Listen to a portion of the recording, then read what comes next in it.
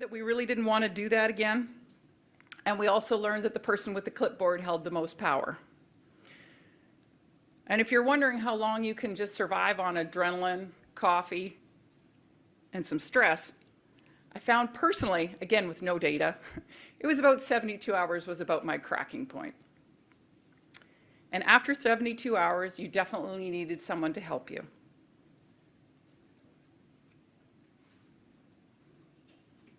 Okay. So in the future, we wanted plans for the animals so that we could allow them to be evacuated. I really understood the power of community, and it's incredible and quite immense. And I learned the opportunity about growing in adversity, which I hadn't really understood before. And this is another fire. This is actually a 2021 fire of a beautiful valley and just the big plumes of smoke that just come up around you all of a sudden. Plan or be planned. If you don't care of your business, someone else will. So we have met with the SPCA, our regional district, cattlemen's groups, to streamline priorities, housing, and resource distribution. 19 years later, it's still not solved, but we're getting closer. There was a few fires in between. I won't comment on all of them because I actually can't remember what years we did what. But in 2017, again, there was an incredible outpouring of community response as we were evacuated. We waited to hear from our regional district. I didn't just organize little groups of people to go and do things. But again, it was about who controlled the resources and the access into our fires. We attempted to set up evacuation sites, and volunteers hoping to be reimbursed for their fuel costs did most of the evacuating.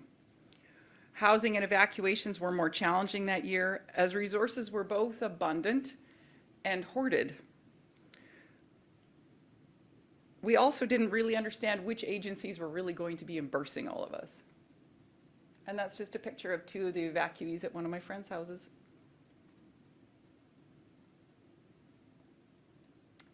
Social media, and we could probably have a whole forum on this too. It became very active in 2017, mostly Facebook. And it did improve our ability to move animals and understand access and maybe get some more information, but a lot of it was false. And in these situations, it was difficult to determine the difference between false and accurate information. We wanted to know where resources were needed, and these are some pictures of 2021 that show a few of the activities that were happening. And these are all friends of ours. There's a variety of BC and Alberta livestock, animal, horse evacuation support group. There's a variety of them on Facebook. I'm a member of all of them, so you can stay up all night long and read who wants to go where if you'd like to.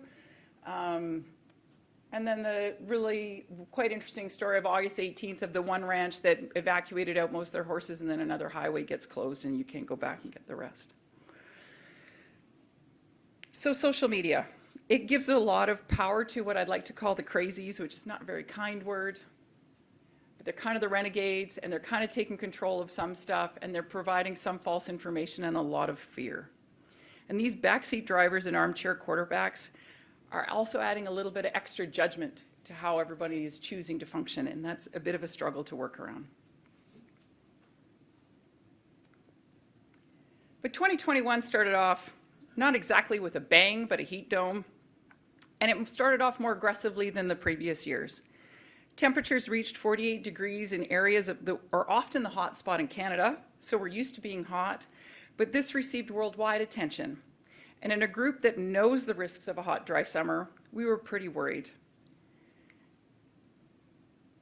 On June 30th, the town of Lytton burned to the ground with a population of only 210 people, but it did burn to the ground in a matter of hours. People and animals hid in holes and climbed trees, hoping the fire would go around them. Fortunately, there was only 2 fatalities, but the extent of devastation is not completely understood. And then on July 7th, 2021, this is a photo of just some of my geldings. If there's a horse addiction problem, talk, I could go to that one later too. So there's just 4 of them. I'm in a horse trailer driving with 2 other of my geldings from somewhere else, and I start getting text messages from one of my friends who's like, "Hey Jen, where are you?" And you're like, "That's a funny text." And then you kind of getting a few more while you're driving. You're not supposed to be answering texts specifically while you're driving with your horses in the trailer. So the gentleman in the little white house, we phoned him. He's like, "There's no fire out here. It's all fine," because the fire is totally behind him.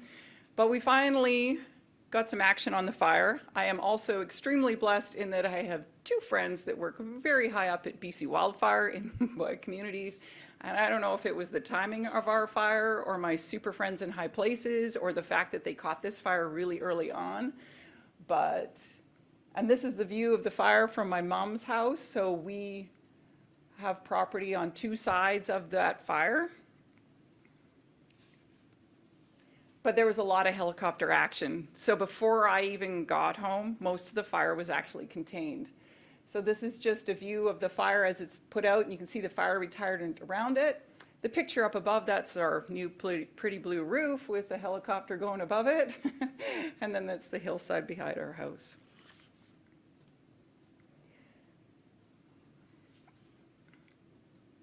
Nope, lost one. All good.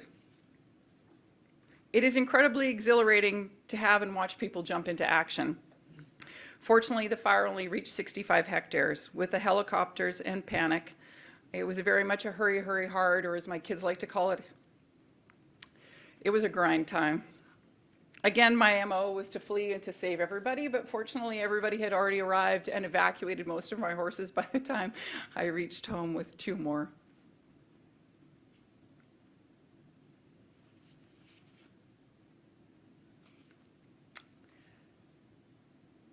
Fear. Fear is a normal, predominant emotion which completely takes over us at some point.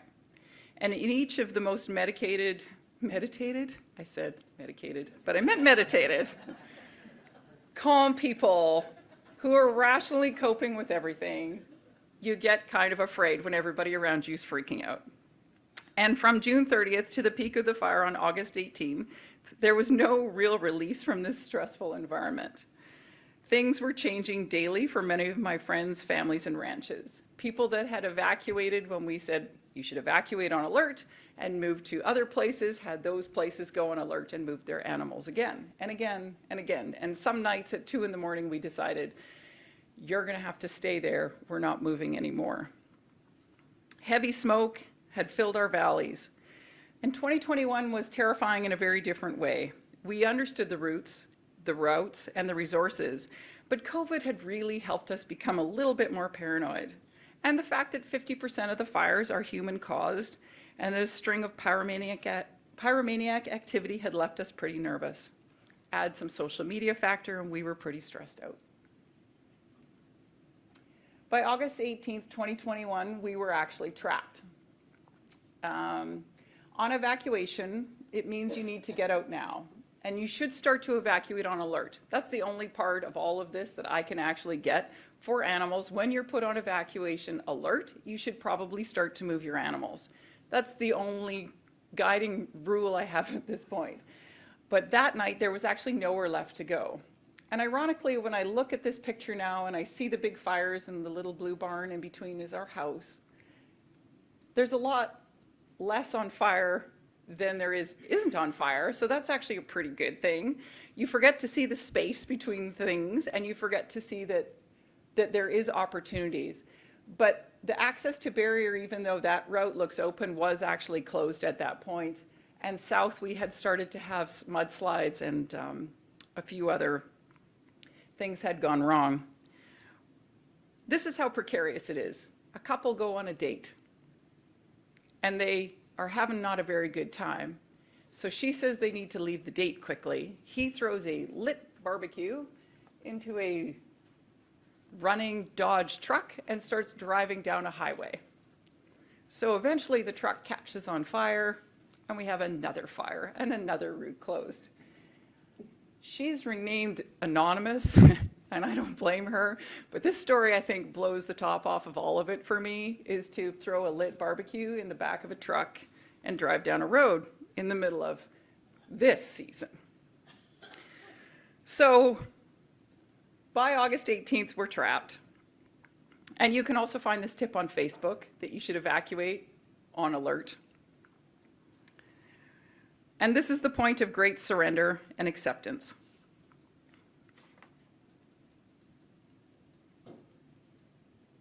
So 2021 had a lot of sleepless nights. I posed this picture, but this is how we slept. We slept in our clothes on the nights that there was lightning strikes. We put our Blundstones beside our bed and our bra in the Blundstones. So I didn't forget to put that on, because that's one of life's big tips. If you think you're leaving for a short emergency, you should always put your bra on, but that's because you end up for sure being there all night. But anyway, we slept in our clothing, our Blundstones and our bras were beside the bed. We had checklists of checklists, just ask my husband, Paul. We hooked up our horse trailer before we went to bed at night. Our cell phones were charged, we had cash in hand, the fuel was full in our trucks. It was helicopter and Twitter pretty much all night long. 69 days is the longest stretch I have been evacuated or planned to evacuate at any point, and I was totally blessed because I had no losses and I'd already had a fire, so I was pretty much set. There are days and days of stories. Backburns that trapped and killed cattle or worse, herds of cattle. Ranchers unable to communicate with BC wildfire or to find or move their animals. There's devastation and definitely a lack of control. But fires do go out and things change and we come together and we support each other with whatever we can. The losses are counted and they are kept a secret. And before I tell you what I would like from you all, I'm going to give you a little pep talk. And again, this is a beautiful photo my friend Natalie has taken. I just want to remind everyone in this room that you already are enough and you already do enough. And I know that we're already in the middle of a healthcare crisis and a mental care crisis in veterinary medicine. So I don't want to expect any more of you. But it's actually sort of unbelievable how big a tank you have and how much you can give. Veterinary teams are amazing. Just look around the room. Every one of you are amazing people that provide amazing things for people every day who specifically are in some emotional crisis or other. You can make a difference. You can be the calm or the spark in a fire. And to remind you that these events are not happening to you, but for you. Veterinary teams know the most about the human-animal bond. You know about people in crisis, community resources, and you communicate already very well with branches of government. We all practice in our own unique communities in our own unique way. And this is a photograph on June 30th, so just about a year later, of the fire that was at our place, and see how beautiful it is? Veterinary teams are great at planning. We are amazing at resource management, and we know who's making the decisions in our communities. We really understand the importance of keeping humans and animals together on so many levels. And we understand risk assessment. Every year we do what we can. I've had 19 years of fire seasons, and as a veterinarian, it's been 50 years since my cousins died. I have contributed a wide variety of things every time, in every situation. So veterinary teams should be a part of community planning. And I want you to remember that after 72 hours, you will need to ask for help. And wouldn't it be great if it was people that you knew and trusted? You either plan, or the vigilante crazies will try to airlift some horses with improperly used some sedation, steal a helicopter from BC wildfire, and simultaneously start a strangles outbreak. So you're gonna do the time either way. I would like to thank my husband, Paul Hunter, for supporting me through all of these crazy adventures that we put him through, for adapting to the lists on the lists and hooking up the horse trailer when I felt it necessary. My friend Natalie Anfield for the beautiful photography, and my business partners, Jason and Colin. And for my friends who have evacuated me and who have allowed me to evacuate them, thank you.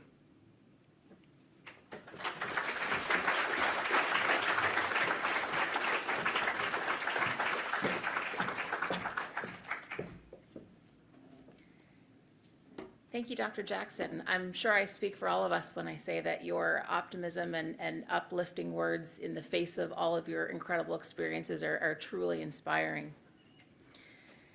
Next, we're pleased to welcome Dr. Lisa McCrae, a veterinarian with Ag West Veterinary Group of Abbotsford, BC. Dr. McCrae grew up in rural New Brunswick and graduated from the Atlantic Veterinary College in 1988. She spent several years in Ontario and in 2004 completed the 2-year Dairy Health Management Certificate program at OVC.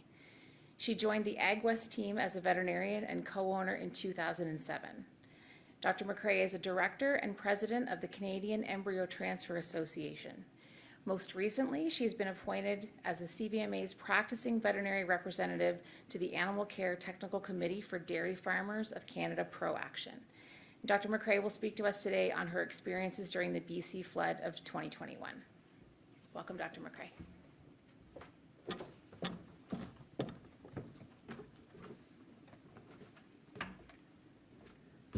Thank you for that introduction. I want to start by saying that this is not my normal topic that I discuss, and as well, this is still raw and emotional for me, so hopefully I can get through this, and we'll have to call on you guys to get me through this. So,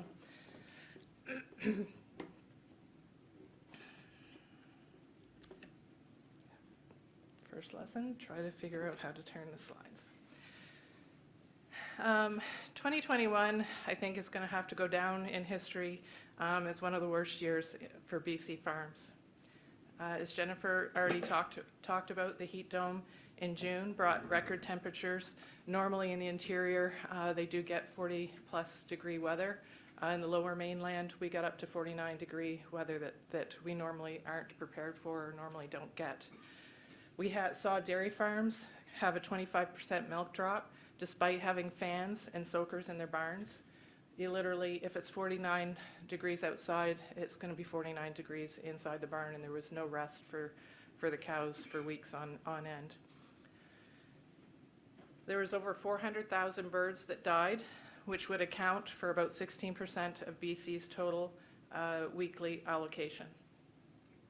And as Jennifer talked about, that summer brought on forest fires, leaving BC interior farms with high alert evacuation. Then came November. So to give you an idea, I've put a little bit of a map description together. So on November 14th, Sunday, Abbotsford experienced a record rainfall of 154 millimeters of rain in a 24-hour period of time. We now know that as being an atmospheric river, a term that nobody heard before that day. Over that Sunday night, the residents of Sumas, Washington heard sirens warning that the possible flooding of the Nooksack River. On the Canadian side, only the farmers closest to the border could hear the sirens. The rest of Sumas Prairie woke up on Monday morning completely unaware of what was going to happen. Sometime in the morning of November 15th, the Nooksack River breached its banks in Emerson and headed north on its normal old path to the Fraser River. So you see that breach down at the bottom. That's as it passes up through the border into the east side of Sumas Prairie. By mid-afternoon on Monday, the Nooksack was freely flowing through the east side of Sumas Prairie, so that whole, the line of where the dike is for Sumas River, that whole eastern side was completely flowing from the Nooksack River up to the Fraser River. By mid-afternoon on November 16th, on the Tuesday, the Sumas River dike, that's the dark line in the middle, that normally travels the excess water. It's a canal that flows the Sumas River up through to the Fraser River. It was overflowed with such a force that the surging water broke the dike in two places. One of those places, breach was over 100 feet in length. At that time, the water went down on the east side of Sumas Prairie, only to run freely on the western portion of the Sumas Prairie that we call the lake bottom. Late Tuesday evening, the Barrow pump station that works the moving water from the canal out to the Fraser River was close to failing. Volunteers worked all night to reinforce the station. It was eventually able to hold long enough for the water in the Fraser River to drop enough to open the floodgates and remove the water more quickly. Even with the floodgates being open, it took weeks for the water to be removed from the west side of Sumas Prairie. If we were not able to have opened the floodgates, it would have taken the pump station a year to evacuate the western side of Sumas Prairie. Everyone living and working in Sumas Prairie has a story about what happened during the November flood. Going to work on Monday morning, the Ag West Clinic had no idea that they would become international news by Tuesday afternoon. For me, I arrived at work scheduled to do some flushes at our clinic barn to see that the driveway in the field in the clinic barn was covered with water just from the heavy rains at that time. Mid-morning, I received a phone call while I was in my lab working with the embryos from the BCDA, asked if we could house an additional 40 young stock from a flooded West Matsqui farm, bringing the total of our clinic barn animals to 55 animals from 15 to 55, the age of 6 months old to 11 years old. By mid-afternoon, the Nooksack River had reached the property. That picture on the right is probably about 2-3 o'clock in the afternoon. Employees were evacuating, leaving their cars stranded and waiting on foot through water to get home. I stayed to finish freezing the embryos that I had collected, to shut up the barn and move equipment to higher ground. By that time, all the roads leading to the clinic barn were impassable. Several farmers made attempts to reach the clinic with tractor and trailers to relocate the animals, but couldn't reach us. The picture at the bottom is the Nooksack River flowing past the clinic front doors with the water freely flowing into the clinic. At 9 o'clock at night, a colleague came with a double kayak and evacuated me out when the water was waist high outside the barn and rushing into the barn.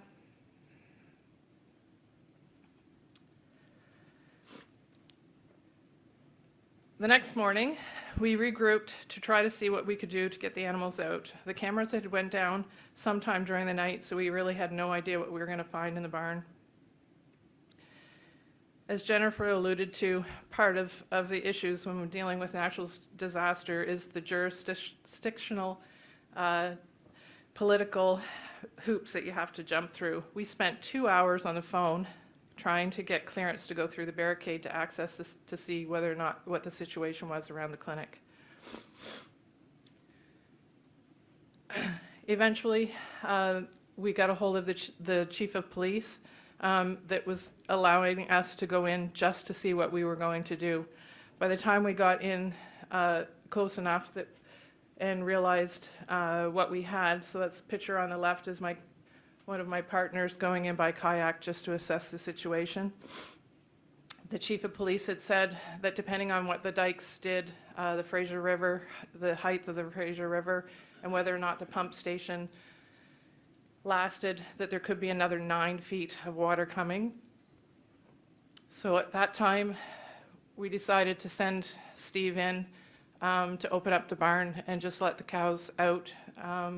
You can see that the flow from the Nooksack River went across from the barn up to where the highway was.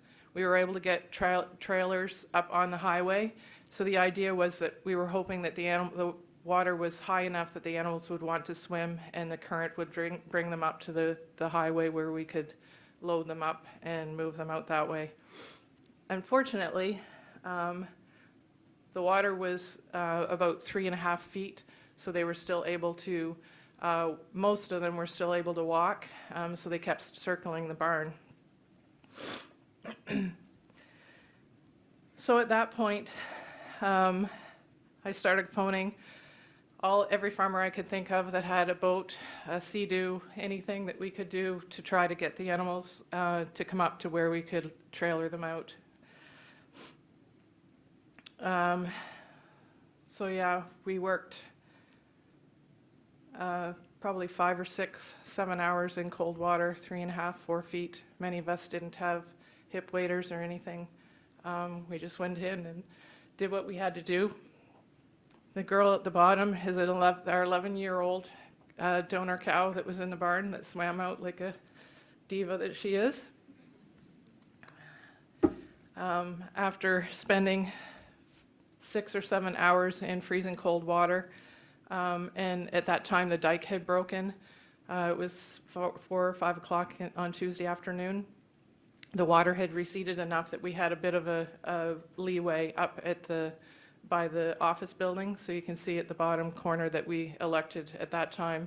Some of the older cows just refused to swim, so we decided to leave them with some hay and come back hoping that the next day that it would be low enough for trailers to load them up, which it did, and we were able to get them out at that time.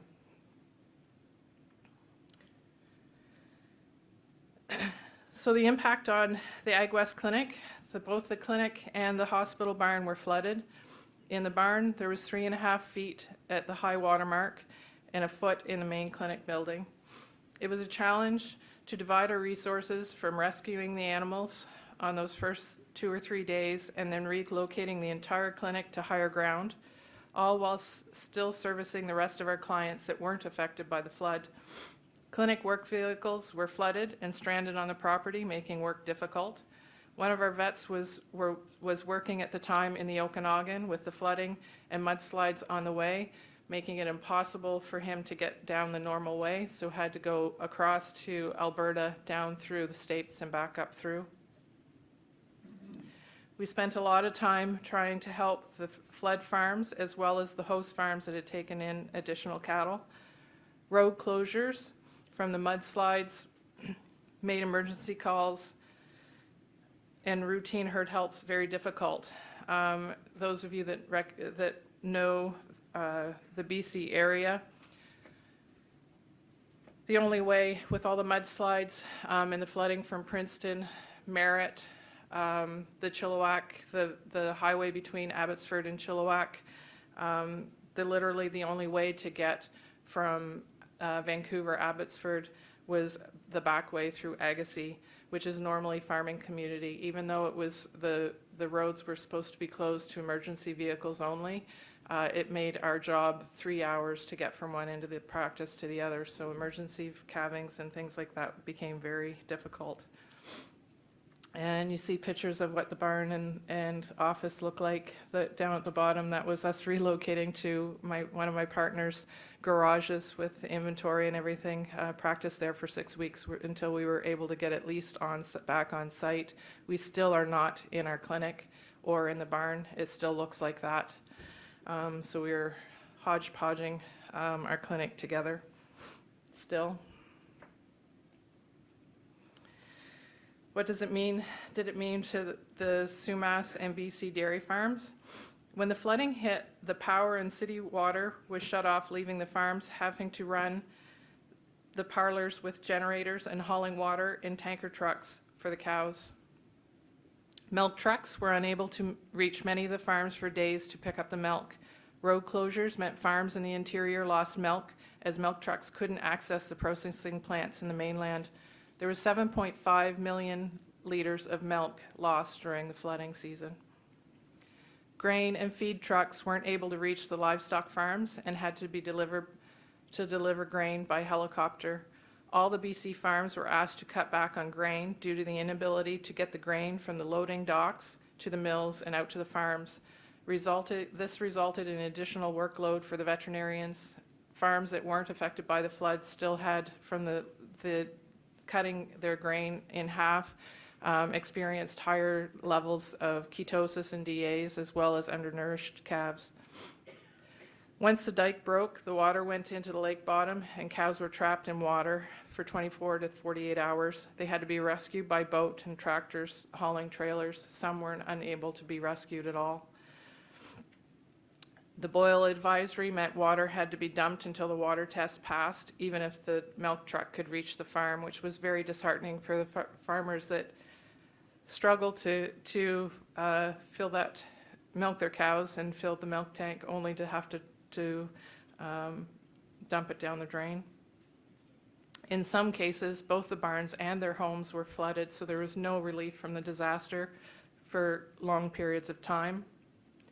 Some of the BC farmers have suffered through both the evacuation from the forest fires as well as the floods. They have heifer ranches up in the interior and their milk barns in Sumas Prairie.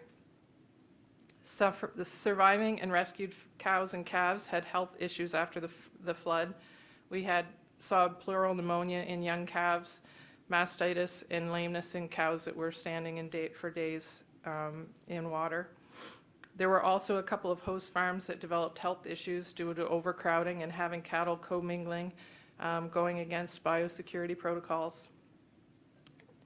Debris and round bales, the water from the Nooksack River just literally picked up anything and everything and scattered it across Sumas Prairie. So it scattered it all throughout the farmland, making cleanup an ongoing concern even still today. Fields and crops are still affected. The farmers got half to a third of their usual first cut, and fields have very little growth. Dead spots are still needing to be reseeded. There's many houses that still have yellow slips on them that the homeowners aren't back in yet.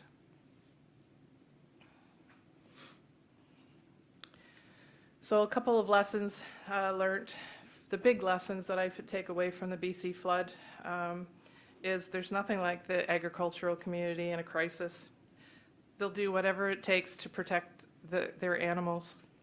Farmers came with trailers and hauled cattle all day and night. There was a TikTok video that you see up in the corner that was pretty remarkable. It showed a lineup of truck and trailers that went all night long, rescuing as many animals as they could. They brought boats when asked and waded through water for hours. Farmers refused to abandon their cattle, stayed to care, milk, feed, water animals. As Jennifer said, they do that for days on end with no break. There was 2 Sumas farmers' wives whose farms were also affected but felt the need to help others and started a Facebook page for flood support. It started out thinking, everybody needs rubber boots and coveralls, and asking for gift cards for Mark's Work Warehouse. They ended up receiving over $100,000 in money and gift cards from businesses and people just wanting to help, which they hand delivered to every farm and homeowner in the Sumas Prairie. Farmers and residents outside of Sumas brought food, filled sandbags, and whatever supplies they could to support the farms. The flood also showed yet again how resilient animals can be. As I said earlier, we had an 11-year-old cow that swam to safety. We had a young donor that had to be put in a boat from sheer exhaustion from having to stand and tread water overnight. She was treated for pleural pneumonia for weeks and went on to be one of our top IVF donors. We had cows being crowded into host barns and back into their home farms with minimal side effects overall. So that really was one of the big things, is just the resiliency of both the ag community and the animals. The second big lesson is it will happen again and we need to be better prepared.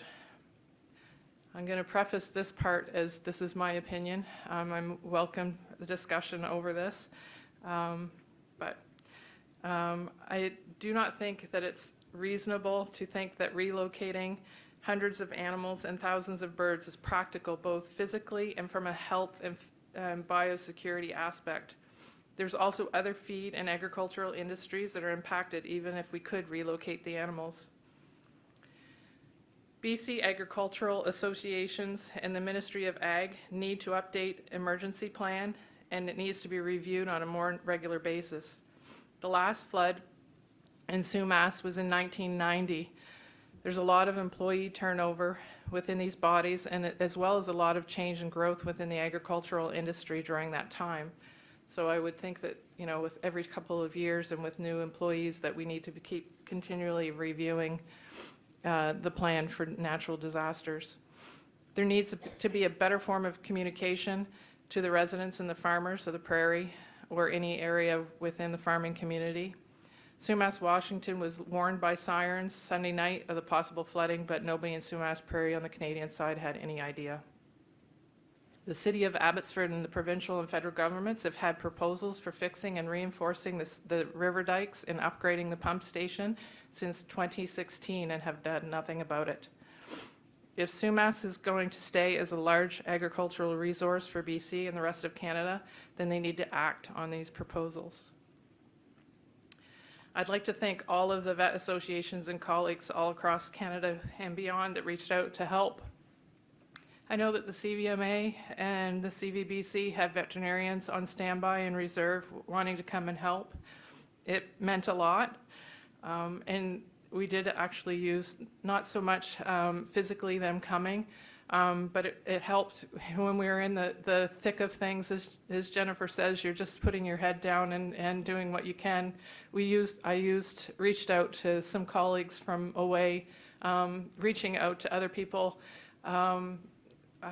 looking for protocols on what to do with these animals and what to expect, so that I was prepared when we were able to actually get in and rescue the animals, and when to think about properly, humanely euthanizing these animals that were standing in water, etc.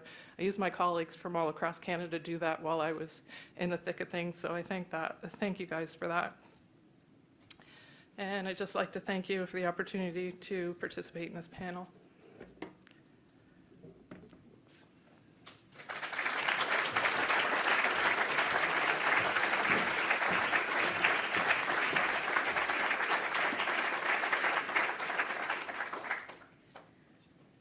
Thank you, Dr. McCrae, for sharing these difficult personal experiences and these incredible stories of the veterinary and agriculture communities really coming together.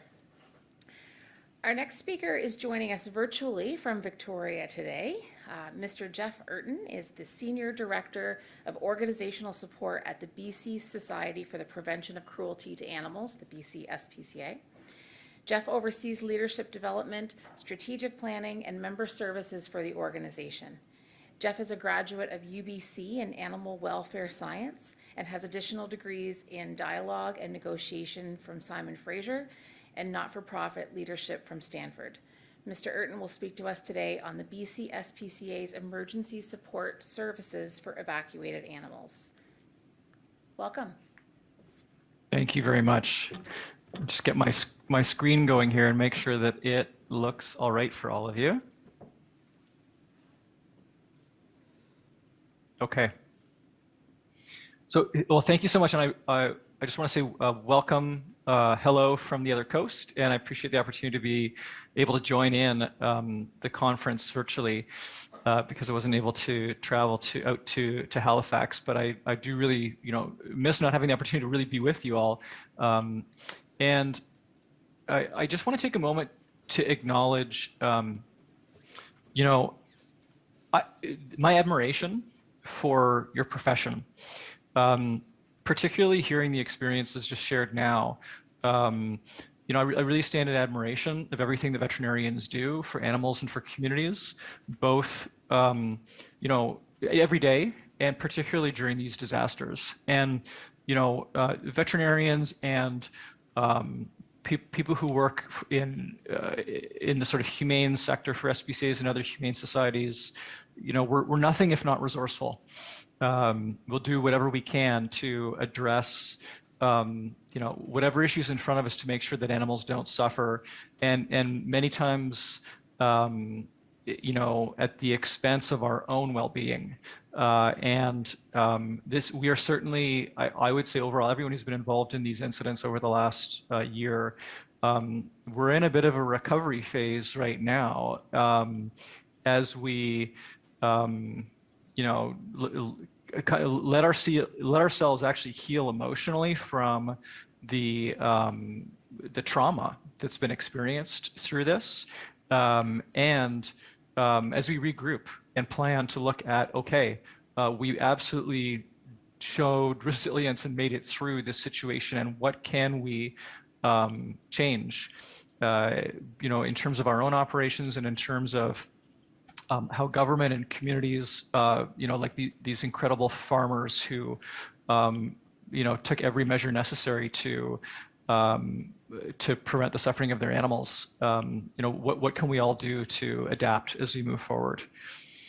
So I'm going to speak today mostly about small animals, companion animals, and our response from the BC SPCA's perspective, which also I think there's some parallels with other humane organizations across the country, but as Canada's largest animal welfare organization, we've had the privilege to be able to invest in this area, invest in perhaps more planning than a lot of other organizations have been able to, and so we're really always happy to share that those insights that we're having as we engage in this work.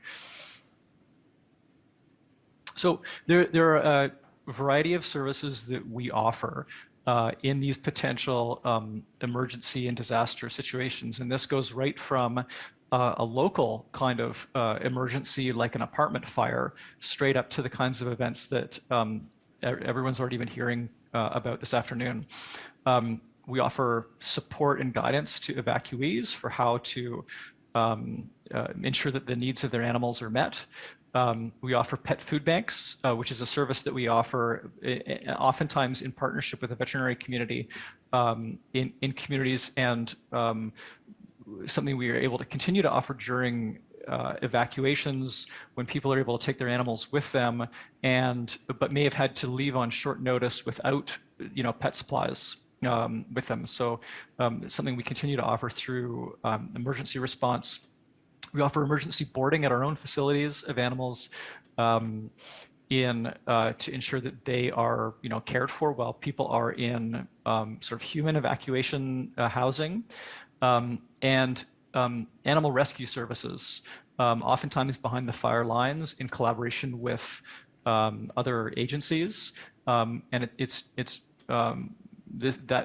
is a service that's provided by our special provincial constables, who are normally conducting animal cruelty investigations, but then have the ability to pivot into this kind of animal rescue work when we're in a situation like this.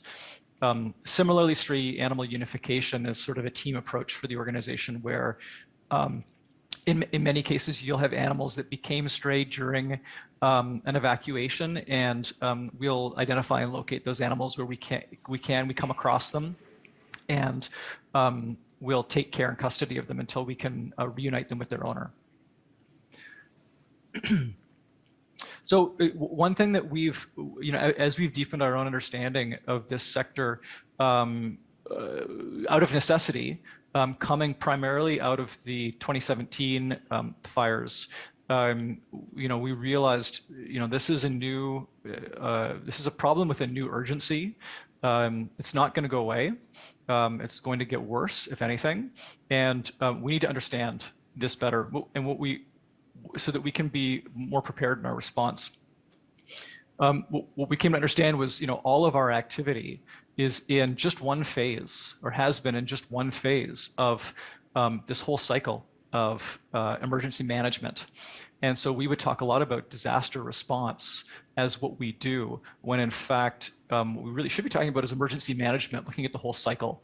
And so when you look at this response phase here, we would be in this cycle of response, some recovery, and then straight back into what's the next disaster. We talk about putting fires out in our work, and in a literal sense, in this way. Right back, we found ourselves moving from fire to fire to fire, without an opportunity to step back and look at, okay, well, what do we need to action here in mitigation and in preparedness? In 2017, I flew up to Prince George with a downloaded copy of the ASPCA's disaster management guide to read on the way there. I was the first senior manager from the organization who could make it on site. And while we had a lot of animal care knowledge, a lot of kind of animal care, animal housing knowledge on hand, and some firsthand experience with this kind of work, partly from having employees volunteer to go join other disaster efforts. For instance, in Katrina or Jocelyn in the United States, we had some firsthand experience that way. We didn't have a plan on paper. And so, this was emblematic of what we were doing, is like reading some document on the way to figure it out as we go.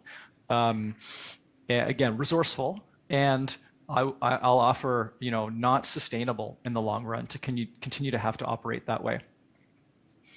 So over the course of the last, since 2017, we began to develop better emergency response plans for ourselves, to follow an incident command structure, set up a proper incident command hierarchy in the organization, identifying what are the triggers that would activate different levels of response from our organization. And doing a better job of developing relationships in the sort of off season with other other professionals involved, primarily provincial and local government authorities, but also other stakeholders like veterinary community, other organizations doing this kind of work. What that resulted in is the most prepared we've ever been for a disaster season in 2022. We're the most prepared we ever were, and we still struggled enormously because of the sustained effort that was required from these tragedies. I activated our emergency response system from my car in the parking lot at the campsite we were at on Canada Day. And this is just as the heat dome had been happening, and we hadn't had a fire season that early before, starting July 1st. And so while we had actually started to recruit volunteers already and start to scope out some possible sites for an evacuation center, animal evacuation center, we had done some orientation of staff and volunteers for what it would be like to be deployed to one of these events. We were more prepared than ever, and yet we still weren't really prepared at all for the kind of year that we had. And you've already heard pretty extensively from Drs. Jackson and McRae about what it was really like, so I won't linger on that too long. One of the things that we had established previously, partly just as a de facto way of doing things, was that this was sort of the decision flow for how you would ensure that evacuated animals being evacuated with their people, and again, I'm mainly talking about small animals here, would be cared for. So first option, let's put up one of these sort of pop-up animal evac centers in a warehouse or a high school gym. And this mirrors sort of a human evacuation center. Let's set it up like that. We'll kennel the animals in there. It'll be short-term housing. Hopefully the animals will only need to be there for a few days, maybe at the longest a few weeks, and then we'll get animals back to what we did. This is what we did in Prince George in 2017, 2018. If then we run out of room there, or we don't have a facility available, then why don't we use our existing animal shelter? And we'll move animals out from that shelter. We have a network of 36 facilities across the province, so we do have some capacity there to be able to move animals around within our system. Then we'll put animals in the shelter. If we run out of room there, then okay, let's get on the phone and see who can possibly foster some of these animals. And finally, as a last resort, we say, well, I'm really sorry, we can't help you out here. We have no capacity for your animals, and so you're gonna have to keep your animal on your own, and hopefully it works out for you to be able to keep your animal on your own in whatever kind of housing that you have. This is the conventional decision model for, I think, how we've done our work. But we met real challenges. This should say 2022. We met, 2021 and bridging into 2022 with some of the flood recovery as well. So challenges in 2021, we had difficulty finding an animal evacuation center in Kamloops, partly because we had done most of our prep work looking in Prince George, which had been a previous sort of locus of fire response before. We had staff and volunteer reluctance to travel to the center. People who had signed up to say, yeah, I'll go, I'll be deployed, then got cold feet. And I think COVID had a lot to do with that. When you look back a little over a year ago, people were still kind of just coming out of lockdowns and unsure about their own personal safety, being with other people or being on a flight or in a hotel accommodation. We had weaknesses in staff and volunteer training to actually work at an animal care center, an animal evac center. It's substantially different environment than a traditional animal shelter. And while we have people that have training to work in an animal shelter, there's an adaptation there that's required if you've never worked in one of these evac centers before. Something that we hadn't done hands-on training on, we'd done sort of online orientation to what it might be like. We also had challenges redeploying staff around the province, which we've been able to do before because of this network of shelters we had. We had challenges there being short-staffed, which is certainly an issue that hasn't gotten better over the last year. Being short-staffed and having those animal care staff needed where they are. Animal care staff were still needed at other locations, and so it was challenging for us to be able to redeploy people to up to Kamloops for a few days at a time to help. Physical space capacity of the center and staffing capacity was a challenge, and then we had a disease outbreak, an outbreak of kennel cough, which are Dr. Amelia Gordon, who was our senior manager of animal health at the time, as well as community veterinarians, were incredibly effective at managing that situation to ensure that it didn't become a community outbreak. That was our main fear, was it could become a community outbreak. But in one of these temporary housing, animal housing centers, you partly because of the facility and partly because of the staffing and what a dynamic environment it is, providing proper biosecurity is more challenging.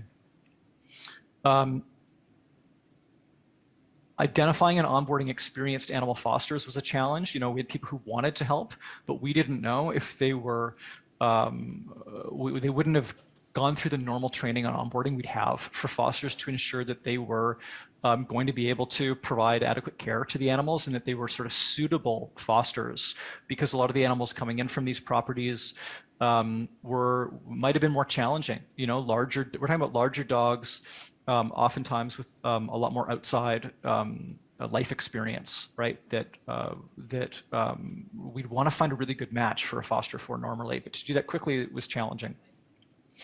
And then the personal side. Our people experienced emotional trauma of witnessing events behind the fire lines and just bearing witness to the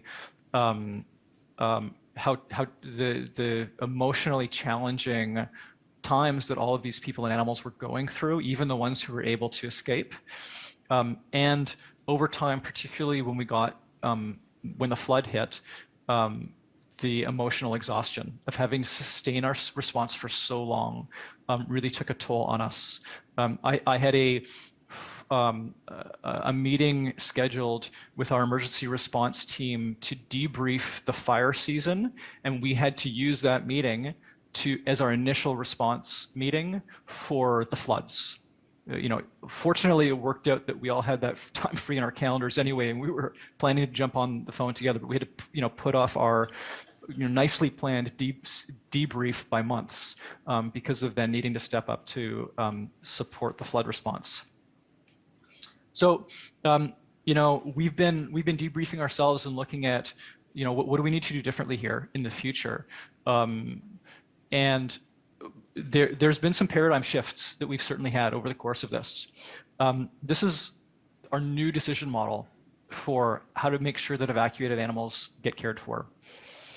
Whenever possible, animals need to stay with their people. And so this requires a lot more preparation, working in advance with the people and the businesses and the government agencies who are offering those accommodations to ensure that they're increasingly willing to take animals into their care. Partway through the fire season, we recognized this and we started working with the hotels more. And we identified that one of the barriers to people bringing animals with them to their hotels is that even the hotels that were pet friendly had a pet fee, right? A surcharge for people to bring their pets. And we said, look, that's an easy thing. It's like 15, 20 bucks a night. Let's just take care of that. We'll pay that, or we'll pay a portion of it if it helps get people into that accommodation and helps them keep their pets with them together. And we really saw a shift there over the course of the fire season and into the flood season, with hotels and with the government agencies being more willing to prioritize this kind of option. They could see themselves the wisdom in this, ensuring that people could keep their animals with them during this response. And so we had incredible, I'd say really incredible responsiveness from government agencies to wanting to support this kind of approach of helping people and their animals stay together as a first option. But it does require more preparedness, more planning. Okay, so let's say that's not an option. Our next option has to be, let's get that animal into a foster. And again, that takes more preparedness because we need to build an army of animal fosters who are with a range of experience, who we're confident being able to place an animal with zero notice. That's different from our ordinary way of operating, where we usually have a bit more of a time opportunity there to match an animal into a foster home for placement. Then if that's not available, okay, well, we have an existing animal shelter here. It's set up and staffed with trained staff and volunteers who know how this facility works, and we should use it first. Now that again takes planning, because it means that we need to ensure that location is depopulated of the other animals coming from animal surrenders or stray animals or cruelty cases, to free up that space so that our animal shelter can serve as our evac center. And so that takes some planning from us in advance with, I think, every year from now on, as we head into wildfire season, to ensure that these hotspot locations, and in BC, Prince George and Kamloops are certainly the two big ones, that they are, we're leaving additional capacity available in those locations, and we're able to move animals out quickly if we need to, so that the animal shelter can serve as the primary evacuation center for that community. And then finally, as a last resort, we should have an animal evacuation center as this sort of temporary housing setup as a sort of last resort. And that's actually what we ended up shifting to in Kamloops, using the animal shelter as the primary location for housing animals, and keeping the animal evacuation center separate. It also allowed us, with the kennel cough outbreak that we had, to do some quarantining of animals that we know had been identified with kennel cough, and keep them at just one location. So it's a total flip of the decision flow, which is how we're moving forward, and which we would really recommend. But it does take more advanced planning, and in fact, the BCSPC is hiring, a full-time emergency response manager who can do that kind of off-season work for liaison with other organizations and agencies and training and planning with our own team. I want to touch on this quickly because this paradigm actually, it reflects another paradigm shift that's happening in our sector. And so again, I think this is the way we're moving overall from this conventional decision model of, admit an animal to the shelter. Then if we don't have space or the animal's not so suitable to be in the shelter, let's put them in a foster. And if we don't have any fosters available, we're going to have to decline intake of the animal. That paradigm shift is flipping right now, and particularly, I think, accelerated through everyone's experience with COVID-19 and having to reduce capacity at our locations. This paradigm shift is steaming ahead like a bullet train in our sector. So, I won't go through this in detail, but again, it's really a keep people with their animals wherever possible first approach. Let's assist people to be able to address the reason that they need to surrender their desire to surrender their animal through first, providing help and guidance with whatever issues that the other kind of circumstances or animal-related issues they have in their life, and then secondarily look at the option for home-to-home rehoming. Can we find a match for this individual, for this animal, with a new home, even without the animal needing to come into the shelter, because the shelter, no matter how good a job we do at designing and staffing these shelters, it's a stressful place for animals. And so, let's do what we can to make that transition happen home to home without the animal needing to come into a sort of kennel environment, which we know is inherently stressful. Then if that breaks down, let's find a foster first, and finally admit an animal to a shelter in a circumstance where we haven't been able to find another animal, or it's an emergency and the animal needs somewhere to be housed before needing to decline an animal. And so this provides us, similarly with emergency response, provides us with the ability to I think be more resilient as a system and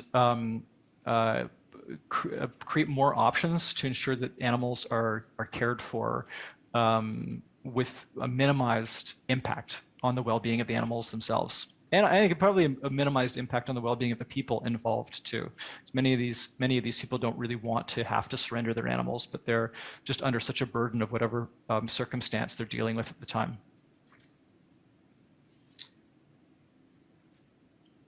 So I think we're finding the ladders that we have.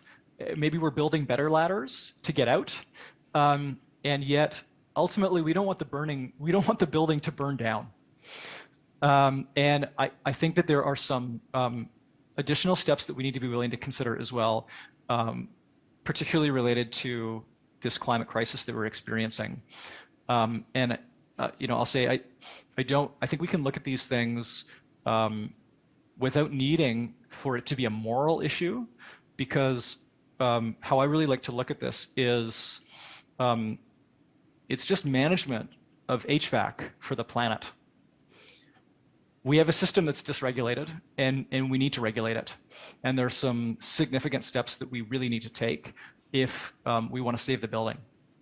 So here are a few things, and with particular relevance, I think, to animal welfare organizations, but they may apply to veterinary businesses as well. I think in the long run, we need to small size our animal shelters. As facilities age, we should replace them with smaller community outreach centers, which are sustainably built. And part of this reason is the incredible carbon impact of sort of embedded carbon in structures in buildings. We need to sort of Euro size the facilities that we have so that we minimize the carbon impact that we have. We need to electrify our vehicles and start replacing our vehicle fleets. I'd say this would probably apply to sort of animal control agencies as well. Replace our vehicle fleets with electric, plug-in hybrid electric vehicles and hydrogen models. And we also need to shift our consumption. We need to look at every possible measure that we have available to reduce our carbon impact, and we need to promote less impactful diets that reduce contribution of animal agriculture.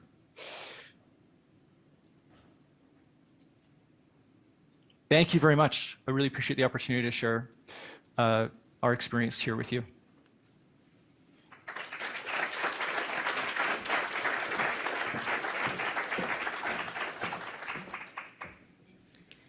Thank you, Mr. Urton, for joining us virtually today. Our final speaker is Dr. Rebecca McConaughey, a professor and veterinarian with the School of Agricultural Sciences and Forestry at Louisiana Tech University. Dr. McConaughey has a bachelor's in animal science from the University of Arkansas, a doctor of veterinary medicine from the Louisiana State University, and her PhD and clinical residency in large animal internal medicine from North Carolina State University. She is board certified in large animal internal medicine and has a private consulting equine veterinary practice in North Louisiana. Dr. McConaughey was the founder and director of the LSU School of Veterinary Medicine's Animal Disaster Experiential Training and Response Program and is the coordinator of Louisiana Tech University's Animal Disaster Training courses. Dr. McConaughey will speak to us today on training veterinarians for effective animal disaster response.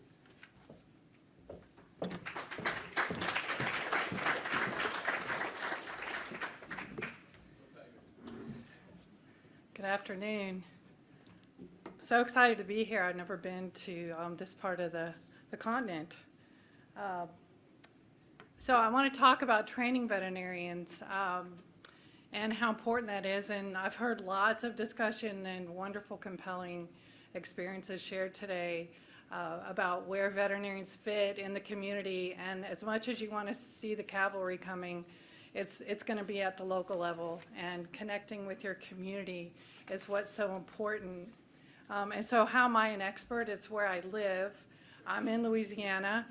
Most of my experiences have been with the hurricanes, but we have a hodgepodge of other things, and mixed in between all of these are the individual animal responses.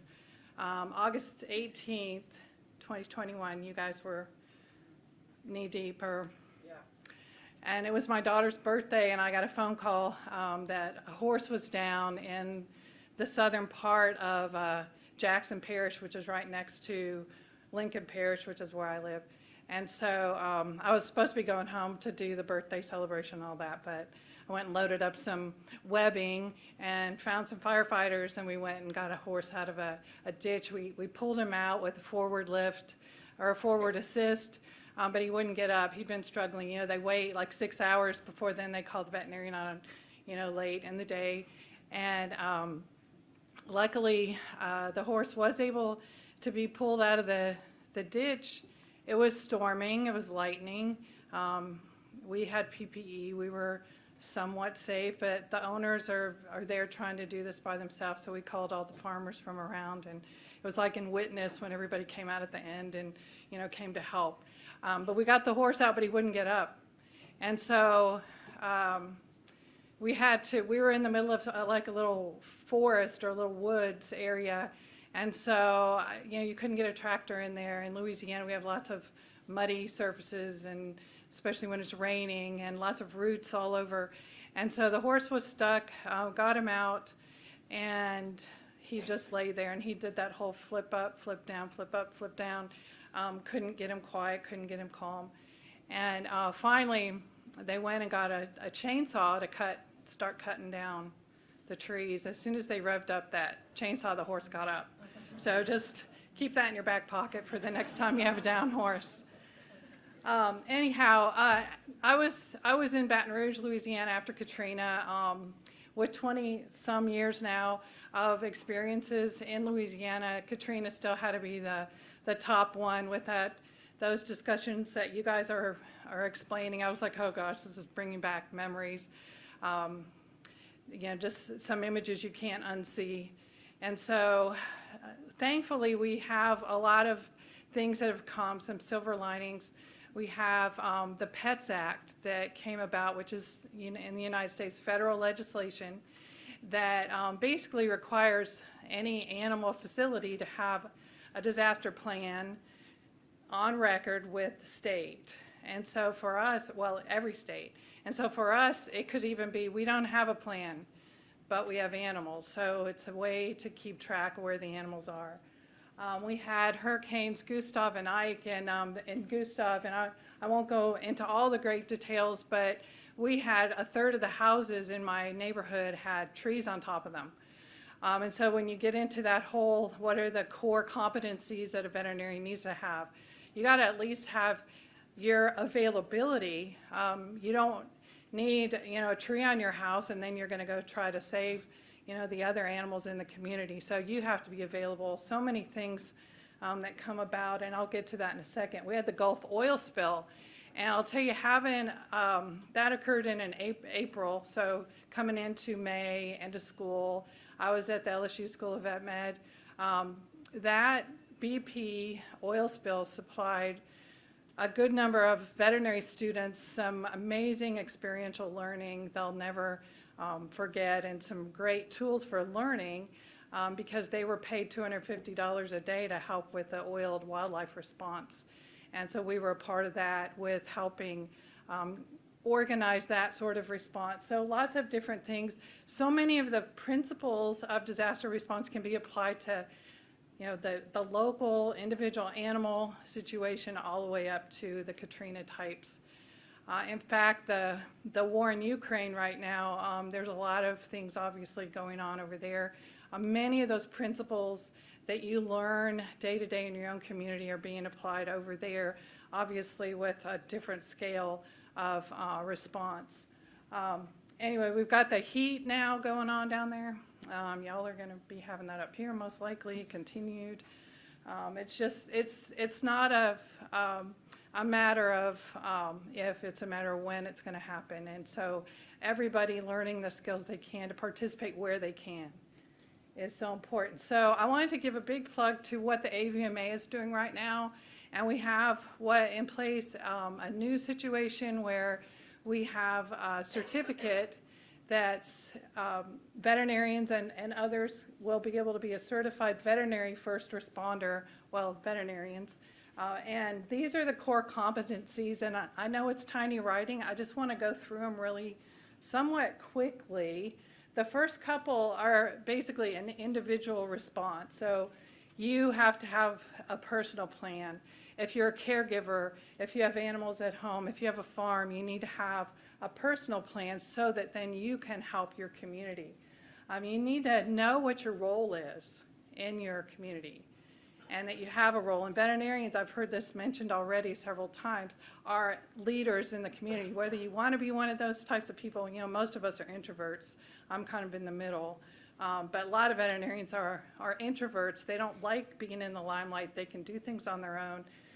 And so that's sort of one of those personality traits of veterinarians in general. You kind of have to get over that and become that leader and know what that expectation is in your community. You need to know what the potential impacts are of a specific disaster. So when you started talking about going behind the lines and workarounds and all those things, and yeah, it happens. It's the underground that's happening. And those things happen. I don't recommend it. You'll get ticketed and criminalized if you do that too much. But sometimes, yeah, maybe a little. And then biosecurity, animal welfare, that's been discussed in every talk so far, how important that is. And veterinarians are the experts in that. You need to understand about reporting and responding. How do you get reimbursed? How do you get paid back for all those volunteer hours, all of your stuff? And so I'll share some things that we've been able to do.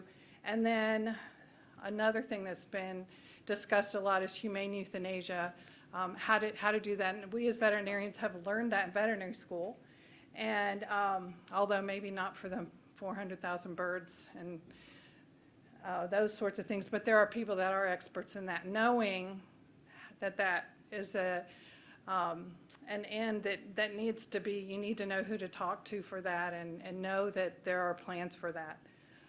And then we have the incident command system, emergency management, and how important that piece is. As much as it's boring to sit there and listen to it, to take those online courses, to read through those. It's really, really important. And if you start getting to network with those people and those friends in your community, those first responders, firefighters, emergency management for your civil jurisdiction, that makes it all the more easier. Have them in your phone that you can figure out, can you do the workaround without getting in trouble, sort of thing. So I want to talk about some core competencies as an actual responder. And so the Incident Command System, the National Incident Management System is what we use. I think that's a global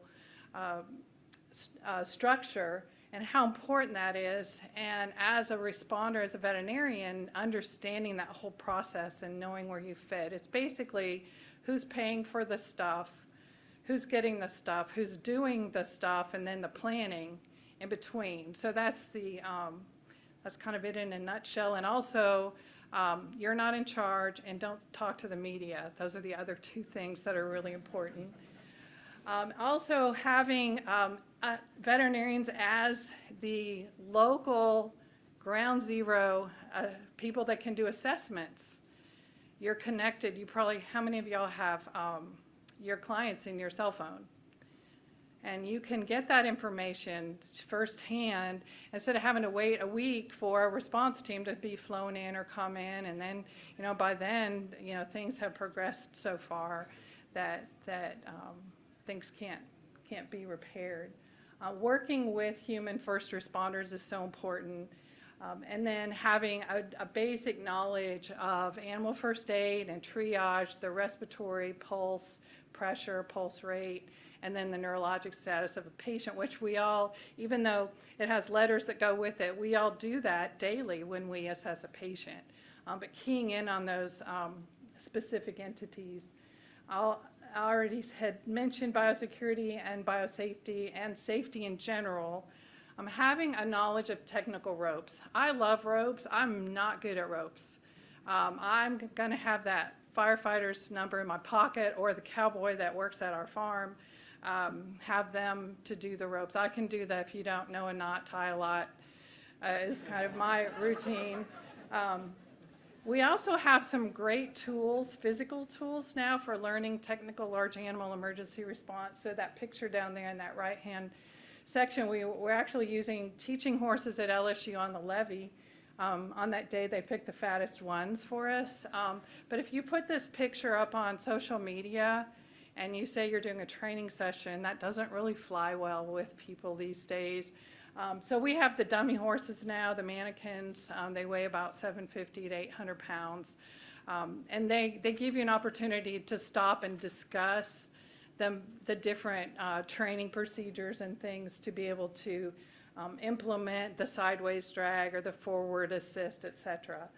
And then slack water rescue. And so what we've done at LSU and a lot of the other schools, Texas A&M and California, University of California at Davis are two schools and Florida. So the coastal schools, the schools that have the highest number of disasters in the United States, their veterinary schools are very, very active in offering disaster training. It's not required in all of them. I think Texas A&M, they actually have a required rotation, but implementing these in the veterinary curriculum is so jam-packed already, but having it as an option for an elective, having an opportunity for students to go spend even 2 to 3 days at a facility, at a training, is really important, just to introduce them that when they do get out and start replacing us, they have some tools, they know who to call, they know how to respond safely. And then we'll include slack water rescue, boat safety. We did that a couple weeks ago, and the university made us do a boat safety class to be able to take the boat safety class. But hey, they've just got another certificate to add to the list. So who do we include in our training? So we've got animal control officers. For our jurisdiction, we've got animal control officers are the in-charge people in your civil jurisdiction. Now, they're going to say, if there's a disaster, I'm calling you, but they're the ones that are in charge. You're not in charge. Or the sheriff's department. Some of the parishes or counties in certain states don't have animal control officers, but they have their go-to people. And so networking, learning who your resources are in your community is so important. We have elective courses at LSU. Louisiana Tech will together collaborate. We'll have some of the vet students come up to us, and then the Louisiana Tech animal science students can go down and take training. So they start networking and learning about meeting veterinarians. We include, along with that, continuing education for the veterinarian. So the courses that we teach include a piece where alongside or parallel to that training course, we include veterinarians, veterinary technicians, animal welfare groups, LASPCA, ASPCA. A lot of the national humane groups in the states will come and participate. They love having a foot in the door in Louisiana because it's that first picture for that disaster that's going to get those donations to come in, and that's just part of the game, but it's an important piece of the game. So we've got first responders that we include as well. So what we've done, we have the slackwater training that I don't teach the slackwater training again, but I know the people that do, and they like that foot in the door in Louisiana, so they give us a better rate. We have veterinary students and pre-vet students that we worked with. We've got a firefighter there in the middle. He's a farrier. He's a horse owner. He is one of those emergency response folks that will have in your phone, and he'll be there to help. If he's available. He's trained in about any kind of emergency response for a community that exists, including the animals. So he's the rope guy. So I can give him a call and he's available. We also, it's important to work with the different rescue groups or groups that work with large animals in your community. We have a great facility that we collaborate with at Louisiana Tech. It's called the Outdoor Wilderness Learning Center. They are associated with the Children's Home. We have a lot of networking and ability to recruit those kids that are in the Children's Home. Will come and learn how to work with the animals, and that puts our pre-vet students and our animal science students and then our vet students in contact with these younger students that they're going to heavily influence in a good way about taking care of animals, having responsibilities as a community, as they grow up and choose career paths. So it's a big focus on safety. So who knows what that picture is on the left? Anybody? It's a pile of something. Those are fire ants. We have fire ants in Louisiana and all across the South. And so those fire ants, they have a stinger. They don't bite you, they sting you. They grab you and thrust their tail into you, and they cause pustules. They can be very dangerous. So they are fighting for their lives in this flood. And so they'll come out of the ground and find anything solid. And so you'll begin your boat, and you'll be floating by piles and piles of these fire ants. If you bump that lump, they are all over you, and you cannot get them off. And then there's no place to get them off. So I had that happen in I think it was 2001. We had some things that we were doing to get some horses out of a flood that ended up not being a flood, but we were able to rescue some animals using our technical rescue skills.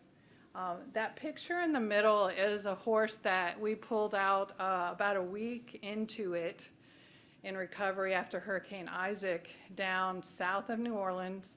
And that horse reeked of chemicals, and we weren't sure. We talked to the environmental quality folks that were assessing those areas, and so you're now putting your people in potentially harm's way. So you need to be able to network to find out what hazards lie ahead. And so this horse, fortunately, they just had us wear PPE and not get it contact on us, even though you could smell it. They said it wasn't an inhalation problem for people or animals. But that horse we needed to decon, and I'll talk about that in a second. And then it's so important after what, 72 hours, we're saying, is your max. Yeah, it's all relative, depending on everything, so many things that come into play. But having a relationship, MOU and MOA, so Memorandum of Agreement, Memorandum of Understanding, that your civil jurisdiction has with a bigger group that can come in and help, that have the resources, the people to come in and take over, so you can get back to your job as a veterinarian. You can get back to your normal life, your recovery as this disaster is ongoing. So working with, I just happen to have a picture of IFAW, it's international. I figured that was kind of cover all bases, but it could be any state, national, international group, but having those relationships and knowing what your state already has in place. So we have the Louisiana Department of Ag and Forestry. They have memorandum of understanding with different groups for different things. However, sometimes it's better for your parish to have that relationship and that MOU or MOA if you want things to happen more quickly. So if you have a larger city, New Orleans, for example, they would have a local MOU that they wouldn't have to go through the state to get that group to come in and help them. So lots of politics for sure. As veterinarians, and I know you guys, you, Dr. McCrae, were talking about calling up people like, what am I going to do with this animal? And so over time, we're going to have basically exhausted all the different ways to treat different things. So wildfire-affected animals, flood-affected animals. So we had in 2016 a pretty substantial flood right at the vet school and surrounding areas and parishes, and so we had many patients come in that have been standing in the water. Some tolerated it well. It's just the difference in the different animals' skin, their oils, their layers of ability to handle whatever contaminants were in the water or the different chemical makeup of the water. But we had what we called waterline horses, and so you could literally see where they were standing, and they would develop pretty severe cellulitis, and some of them would be systemically affected from that. And so we started just basically, the students were like, oh, are we doing flood protocol? So it'd be FP on the soap. FP was this. So flood protocol was basically you triage the patient, and then you would decon them. And I'm not going to give a plug for Decra, but I am because I love their shampoo. The Myconahex and Tris is great antifungal, antimicrobial, and it just seemed to really help those animals the best. But Blue Dawn, we used it in the oil spill, we used it on the floods, flood-affected animals. You have to know whether the effluent coming off of those animals had to be contained. For the oil spill, yes, it did. For the flood animals, it didn't. But you needed to wear PPE or not, or wash yourself afterward. And so understanding what the process was for that. But we also did daily hydrotherapy on those patients. We did not like to wrap their legs unless they had a deep joint or a different type of injury that needed to have wraps. We used a lot of the silver sulfadiazine. We had then systemic anti-inflammatories, antifungals, and antimicrobials and antifungals. So now that's a lot of stuff for a lot of horses, say hundreds of horses that had to have that protocol. So one thing that we've done is work with the Foundation for the Horse, which is the philanthropic arm of the American Association of Equine Practitioners, and they've gotten to be really wonderful at coordinating the industry partners for these products so that you don't have somebody, John Doe veterinarian, calling up his grandma to say, hey, can you call my friend at Zoetis to ship me X, Y, or Z medication? This way we have a central logistics for the equine patients, and they were able to plug in and drop deliver specific products to specific veterinarians, and then they were able to keep track of all that for us, and they covered the cost of those things with the foundation funding that's set aside for those disasters. So there are lots of ways to get that coordinated. You just got to have the person that's going to drive that situation. I also think it's really important for you guys to write down what happened in BC and share that experience with everyone and how to respond to that, and let people see where the holes are, the gaps are, that, whether you do it as a client communication publication, whether you do it as a scientific publication. But if you can somehow turn that into something that's publishable, so for historical purposes and for going forward, and that's a lot of work. So find somebody that likes to write. Whether it's, I know you're like, oh, I can't write. It's like, but find someone that can write. So what we did, Claire Freeman, the author on this, is needed a publication for her residency training. And so she wrote up the injuries and outcome of 3 horses hospitalized in the aftermath of Hurricane Isaac in a refereed journal, and that helped her. So, try to figure out a way to network that. And so what we had, and these are the 3 horses that this article was about. Unfortunately, they all had a really negative outcome. So, and not to go into great detail about each one, you can read the article, but they were out there a long time, several days. And each one had very, very serious injuries. And even though they were able to overcome those, the one in the middle was 2.5, 3 weeks out, and then she foundered. So, you think you're, 10 days out, you're going to be okay. Everyone's loving on the horse, and it's on Facebook, and send money, and all this and that. And then they're coming to pick the horse up. It's going to go home, and it couldn't walk. Just boom. The one on the right, that's there with the red barn, that horse, we couldn't find the owner. We couldn't transport the horse. That horse was being hospitalized at a local training facility, and they were actually had supplies sent to that location. So feed and hay and medical supplies. Had one of the equine surgeons from LSU go down and wrap its leg, debride it, standing debridement, and all this, that, and we finally were able to locate the owner, and the owner's like, well, we don't have money to ship it up there. We don't have money to treat it. LSU had established a hurricane horse or hurricane patient fund, kind of a foundation fund. So all of those patients had to go through a committee. Does this animal have a good outcome? Is it going to survive, possibly with treatment? So I think they capped it at that point at $2,000. So that horse used its $2,000 and then foundered, after about a week. The one in the lower left is actually the one that's being carried out up there at the top. That particular horse needed to be euthanized in the field, but there was media there.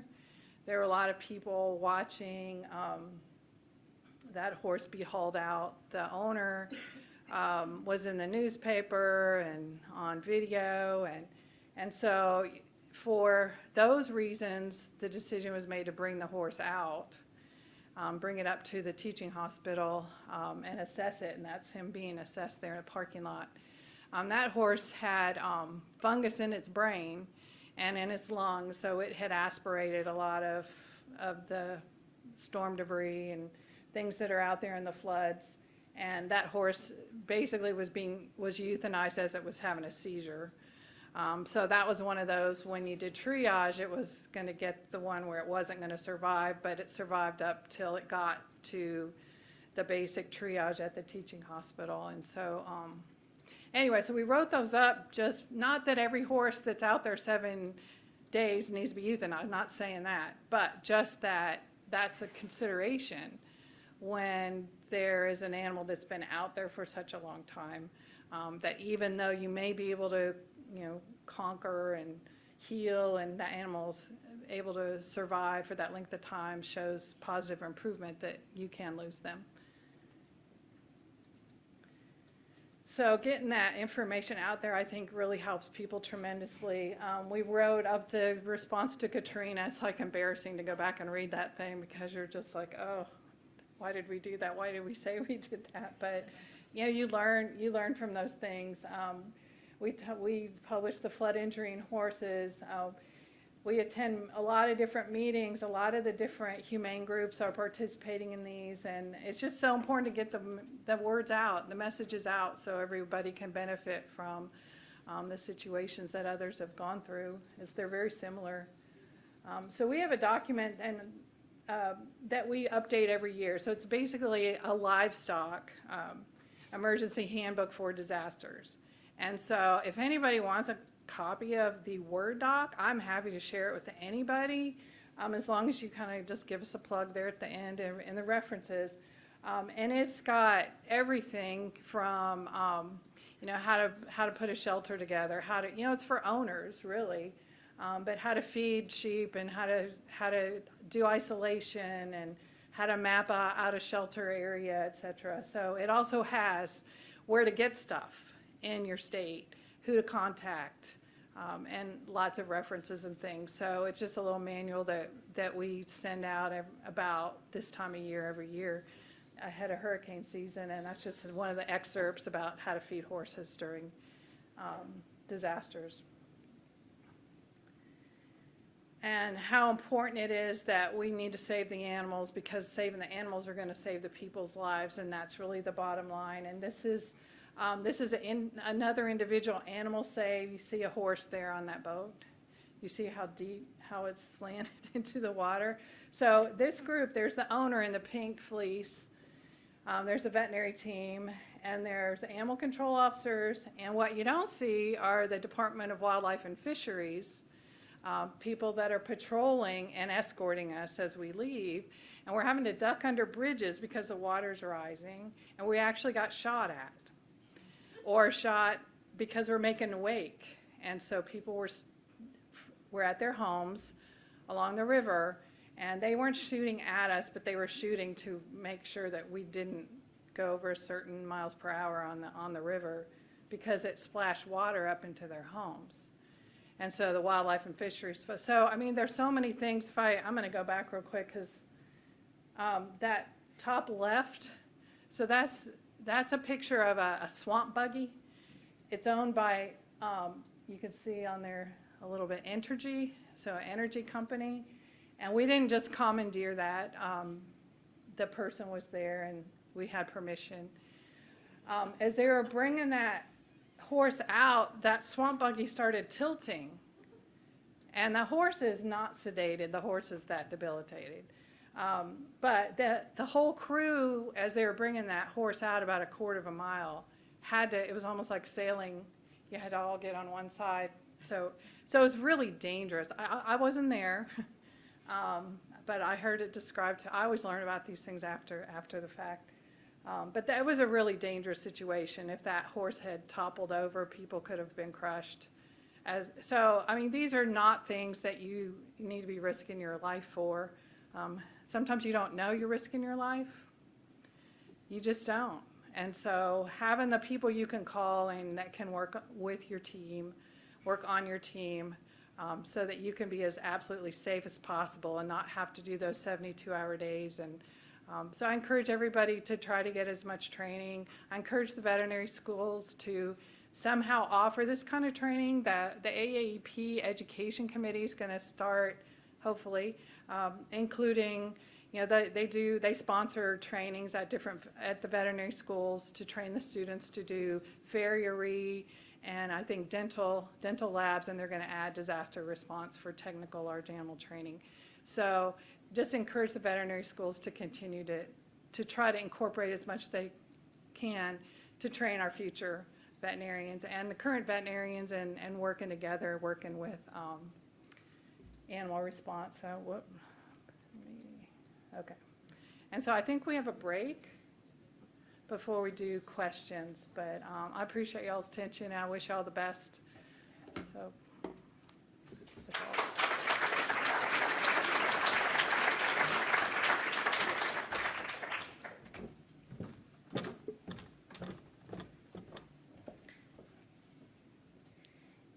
Thank you, Dr. McConaughey, and thank you to all of our panelists today.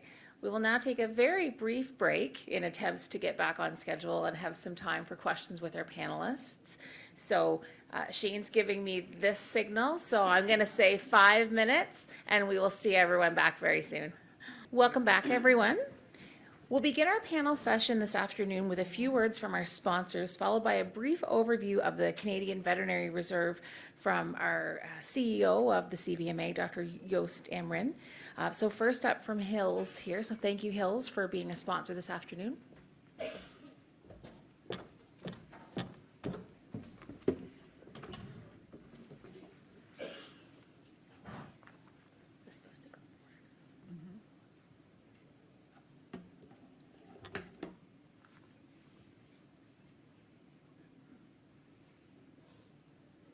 Thank you, everybody. So at Hills, disaster relief is near and dear to our hearts. So we're really honored to sponsor this National Issues Forum this year. I would like to take a couple of minutes just to overview some of the Hills approaches to sustainability, shelter support, and disaster relief. So in an effort to share our journey with you, we are excited to talk about our new Hills sustainability ambitions. These include how pets bring people together, helping the planet for a new generation, and the power of science-led nutrition. I'll walk you through some exciting things we're working on under the first of these pillars, people and pets. So through the power of nutrition, we have transformed the lives of pets through global programs such as our Food Shelter Love program, the Hills Disaster Relief Network, and our passion for animal welfare. As you can see on the screen, Hills has helped over 12 million pets in over 1,000 North American shelters find their forever home since 2002. Our 2025 goal is to help 15 million pets get adopted through the Food Shelter Love program. In Canada, we officially launched our disaster relief program in 2016 with the Fort McMurray wildfires. Since then, we have donated over $176,000 or over 56,000 pounds of Hills pet food across Canada. Through our disaster relief efforts, we reach out to help as many dogs and cats as possible in their time of need. Hills Pet Nutrition has joined its nationwide network of animal shelter partners in a campaign to educate pet families on the ways they can stay safe and be better prepared for a disaster. Here are some examples of Canadian disasters Hills has donated to over the past 6 years. First, the multiple wildfires in BC, Alberta, Manitoba, and Ontario over the years. We had COVID-19 relief in 2020 and 2021, and we helped with the tornadoes in the Ottawa-Gatineau region. In response to the ongoing war in the Ukraine, Hills is donating 500,000 pounds of food to animal welfare organizations in the affected areas. Our parent company, Colgate-Palmolive, is sending hygiene products to refugee centers. In addition, we are donating to the Red Cross to help displaced families and individuals. We have also initiated an employee match for Hills employees to make donations through global giving towards humanitarian efforts. Throughout the crisis, we will continue to coordinate efforts with our nonprofit partners to offer aid in the impacted region.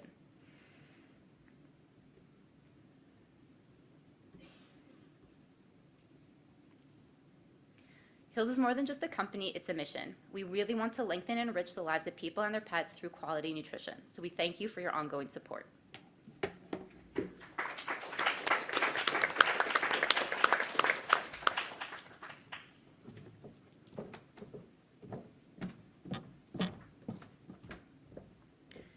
Next up, I'd like to introduce Dr. Ian Sandler from Grey Wolf Animal Health.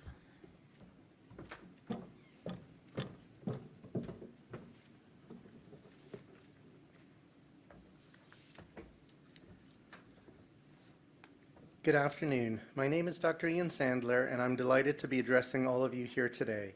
I am the founder and Chief Veterinary Medical Officer of Grey Wolf Animal Health. As a smaller entrepreneurial Canadian company, I'm proud of the work that we do right across the country to help support veterinary practitioners and their amazing clinic teams. I've always been very active in local, provincial, and federal veterinary organizations. Over the last 3 years, I've had the pleasure of being a part of the CVMA's National Issues Committee. Although COVID-19 has been at the top of our list, the emergence of significant animal and zoonotic diseases are being driven by our current climate crisis and increasing surface temperatures. The National Issues Forum was created to address and discuss many of these emerging problems.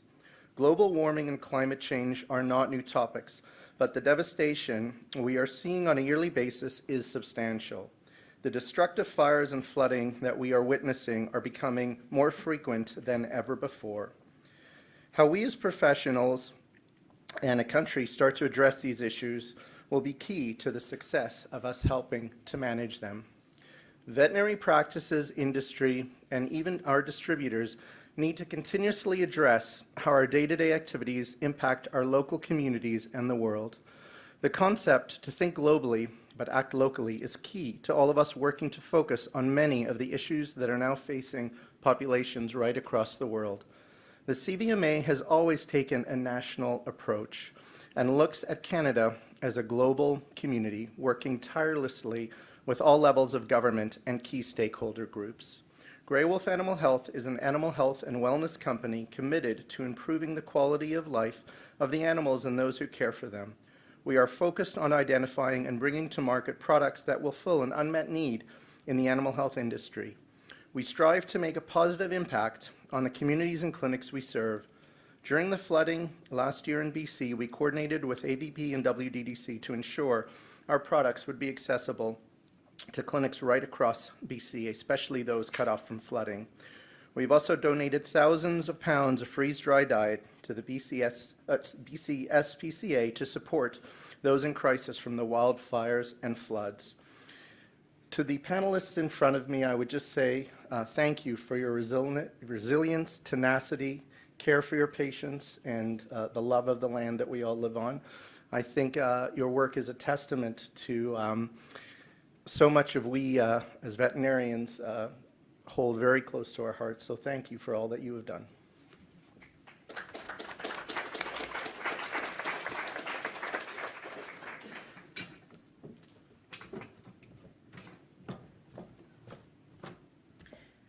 We would now invite any questions from the audience for our panel. If you are, oh, I'm sorry, I'm getting ahead of myself. Good thing Shane's here. How could I forget Yost? So Yost is going to talk to us a little bit about the Canadian Veterinary Reserve. Sorry, Yost. No worries, sometimes I forget about myself. But anyway, good afternoon, everybody. And I want to be short because that's what I promised to Leanne. Thank you as well from my side to all the panelists here for sharing their insightful and as well tough experience that they have had. So some of you may ask, well, what about the CVMA CVR, the Canadian Veterinary Reserve? I'll give you an elevator version of where we are coming from, where we are at, and where we are going to.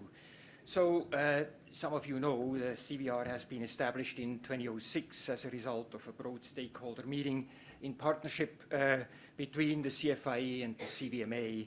And thank you to Dr. Brian Evans for his leadership in this endeavor. I believe he's not here anymore, but he's around somewhere around in the building. The CVR provides veterinary research capacity in case of civil or FAD emergencies involving animals. The CVR usually acts as a second wave capacity to be utilized after the local, provincial CFIA capacity is used up. The reserve counts at the moment about 340 reservists, all veterinarians. The CVR needs to be called up by a provincial or federal government, federal for FADs, foreign animal diseases, provincial for non-reported diseases or civil emergencies. Upon request, the CVR calls up reservists and the requestor takes the lead and provides for the logistics on the ground. During last year's devastating BC flood, the CVR offered its services to the BC Minister of Agriculture, put the reserve on standby and worked with the CVMA SPCV chapter, the BC regulatory body and BC SPCA to identify needs. We communicated to CVMA members how they could donate and to reservists how they could help on the ground. The CVR, after the fact, then followed up with stakeholders in BC to learn from the experience. To quote Dr. John Drake, I don't know whether he is in the audience or not, the chair of the CVR advisory board, on what we learned and got confirmed through the BC flood. one, all emergencies start with some sort of local response. Number two, outside assistance needs to be invited by the first responders. Number three, a great deal of coordination among responders is needed for an effective response. Number four, a lot of activity goes on behind the scenes regarding collaboration and communication that might not be apparent. Number five, the response requirements are dynamic and needs can change quickly. Be ready. We are considering a CVR call-up drill with BC fire scenario this year.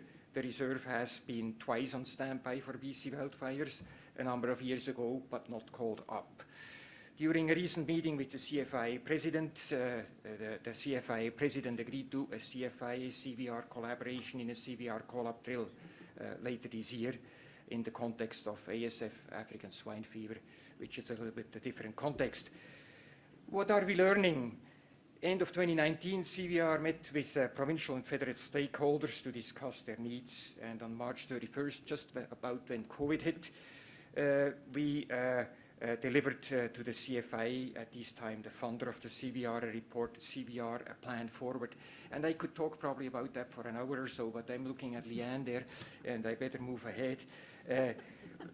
Just 2-3 things what we learned. Partnering with the newly established Animal Health Canada is one thing that we want to do. That's the successor of the National Farmed Animal Health and Welfare Coalition, a mouthful. One of their focal points is animal emergency preparedness and response. So we see there a good fit. Number two, closer integrating CVR into provincial response plans. Number three, on the federal side, consider with CFIA whether or not to work directly with CFIA district offices. In other words, the CVR remains there as a kind of reinsurance in case the local and provincial first responders of CFIA are being overwhelmed. Actually, prior to COVID, and that relates more to foreign animal diseases, but that then Canadian Chief Veterinary Officer Dr. Jaspinder Komal referred during a meeting with many CFIA officials to the CVR as an insurance. So with that, a thank you to all the veterinarians that remain ready to deploy if and when needed. Thank you.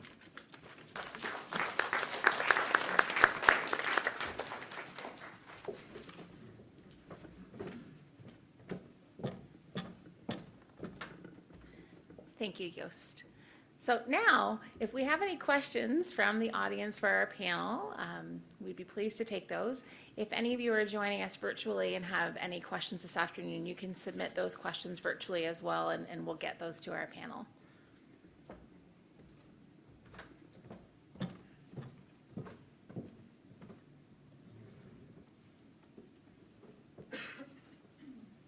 Well, one question is, and I think I asked Lisa this question when I met her last about a month ago.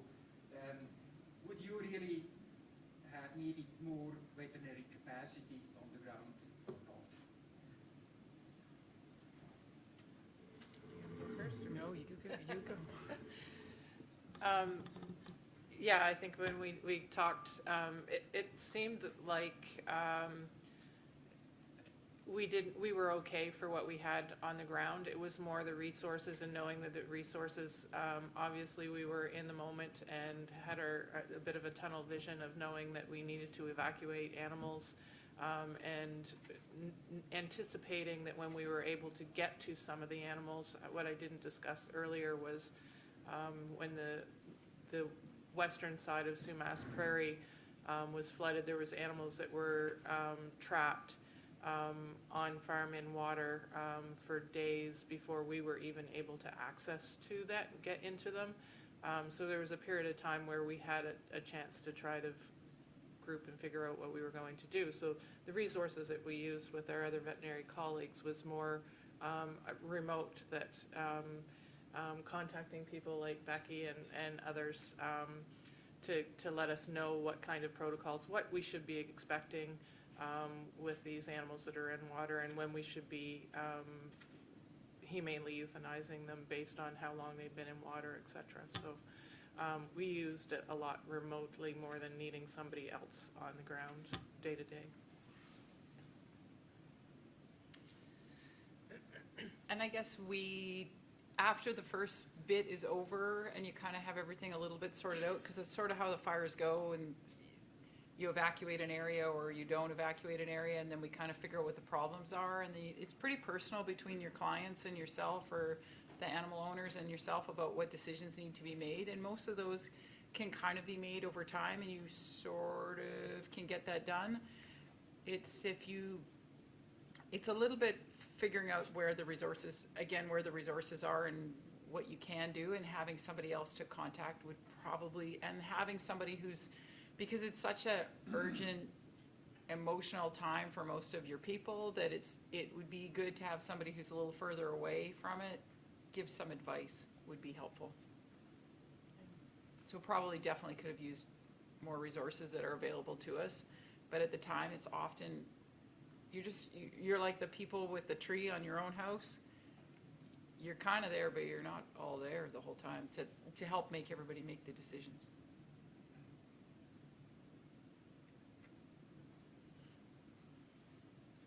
So, question around the whole wellness discussion, and I mean, do you think everybody got the help they needed after this to kind of get through it? As a vet, the clients keep coming through the door, maybe at a higher rate, faster rate than they did after the event. And I mean, your producers, your colleagues, was the help there, and what more could be done in the future? I'll go. We're playing Russian roulette over here. So who has to go with these? Okay, so I kind of alluded to the incident with the helicopters. I think definitely we could have had a veterinarian on site that helped with the evacuation of those animals, and we were unable to provide that urgent moment, and so the people went ahead without us. And I feel like we could have done, if we had more people involved, or veterinarians involved, we could have sent somebody or technician to that, would have helped that situation a lot. And then preventing the strangles outbreak would have been huge if we'd also had more people available to us as well.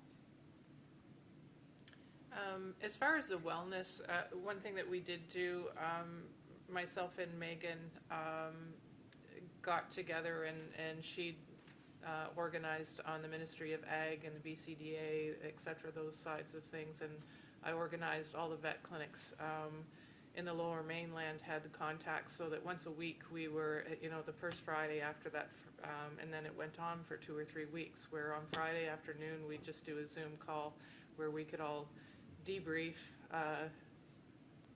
mental health check, that kind of thing, and talk about the road closures and what we were having difficulty with, that we needed to get to farms, and yet we weren't allowed to go through certain roads that we know we're able to pass, so getting us permits and all those kinds of things. So that was very helpful to just have that on the professional side of things. It also enabled us to let the Ministry of Ag and Megan and those know that one of the other resources was finding out who we can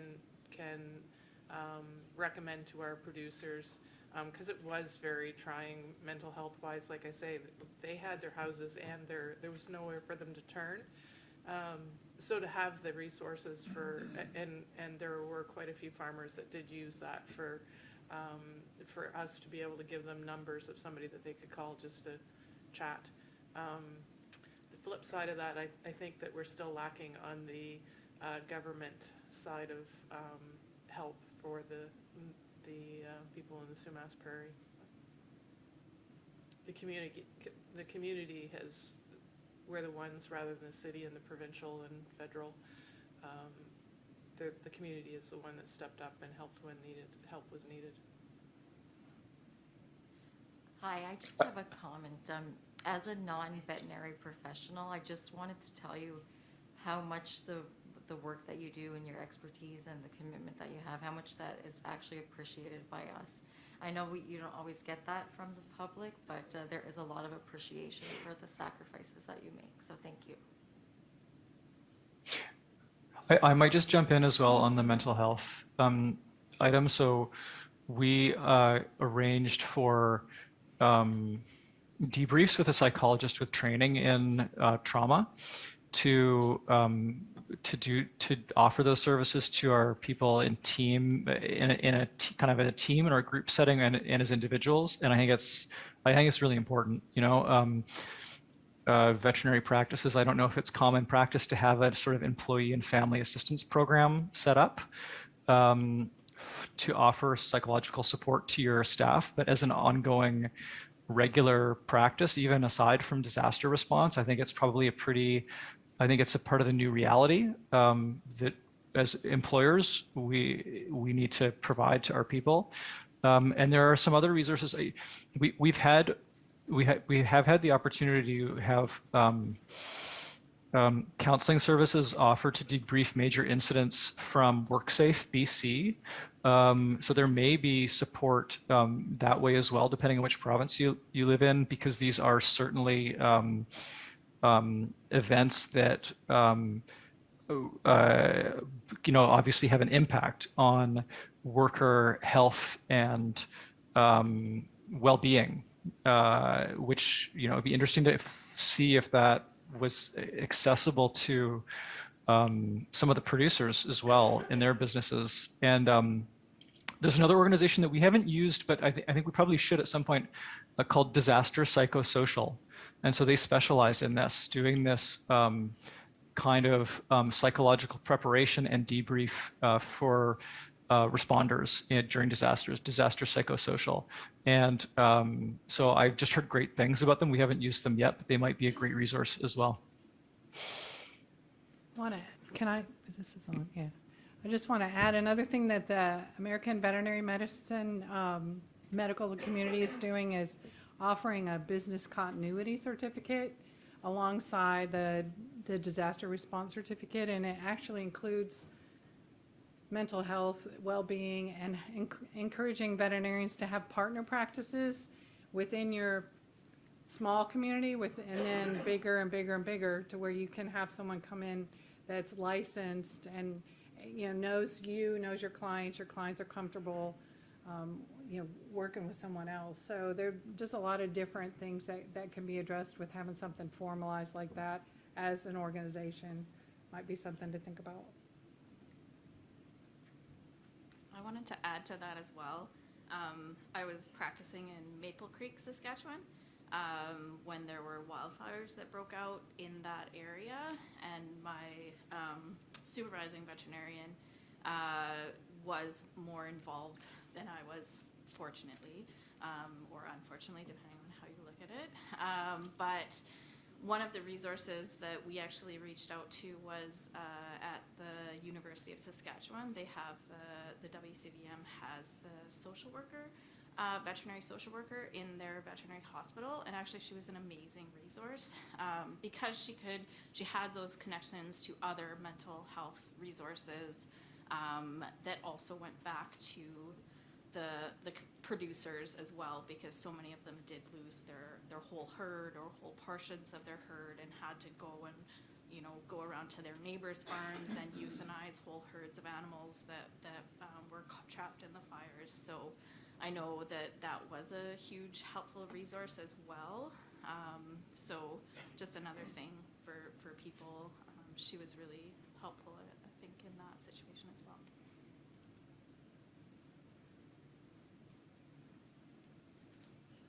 All of you have lived through all sorts of incredible circumstances. And I guess if I was living in your community, the first question I'd be asking, at least for the immediate future, is what happens with the next forest fire or the next flood in terms of a federal or provincial response? Over 10 years of seeing forest fires, are you seeing more plans for fire suppression, or in terms of flooding, are you seeing a more consolidated plan to relieve, the flow of water and things like that?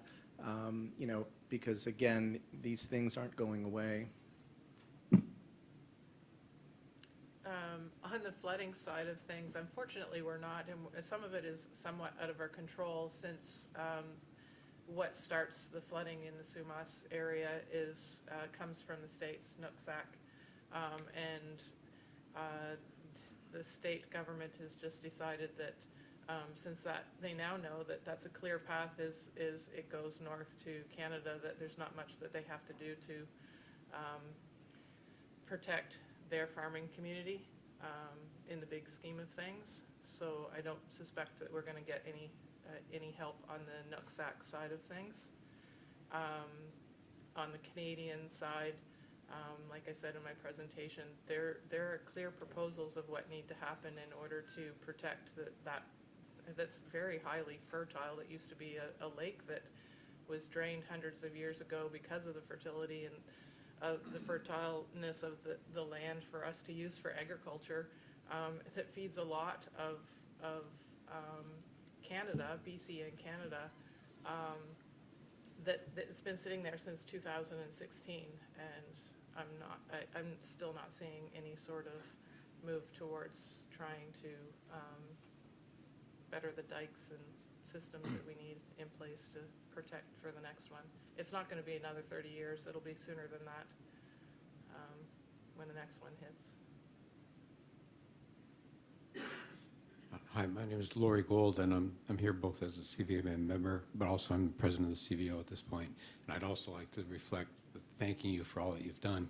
I have a question with regards to the internationality of this presentation. You're referring, Rebecca, to this course that's available. Is that available to us as well, or is that purely a federal American program, number one? I have no idea. I mean, Thank you. I would think that they're partnering. Does anybody know that's in the room? I just looked it up. It said that you had to either be fourth year Texas A&M to get the certificate, or you had to be a AVMA member. Oh, because the school had. I mean, they just started the certification process. They said they're working. So, yeah, so. The second part of my question, again, international, I don't know if anybody can answer it, is with regards to when there's a disaster across the border, how recognized are our licenses? Because I can tell you during Katrina, and you're watching this terrible stuff on TV and people sitting on their roofs with their animals, I did everything I could to reach anybody I could to offer myself down there. And the best I could get was, yeah, we don't know if your license will be recognized. So I wasn't going to go down there and do kennel help, but I certainly would have been a veterinarian, and I ended up not going because I couldn't get that. It's still state by state, and Louisiana still has the same rule in place. It's very sad. Thank you. Yeah. Thank you, though, for offering.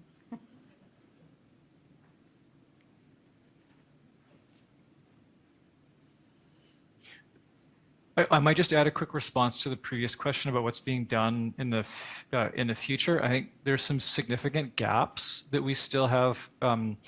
One that I don't know if others on the panel, what your experience was in the field, but sort of non-commercial farm animals are a significant gap that nobody wants to take responsibility for. The Ministry of Agriculture has previously said we're only kind of working with the producer associations and their members, and so if someone's not a member of their producer association, they're not being supported. They don't have maybe they should become a member of the producer association, but they don't have that association support. They don't have provincial government support. The expectation was oftentimes, like whoever can help, right? And so then it ends up being, say, a private practice veterinarian or the SPCA, or and so that's a significant gap that needs to be addressed. And again, it's been frustrating not to see more movement on that. But I do think that the government agencies, at least in BC, are beginning to awaken to the importance of ensuring that animals are incorporated directly into government, like provincial government and local government evacuation plans, especially after this last year's events. So they're aware of the issues now, and then we'll just have to see whether they really respond or not.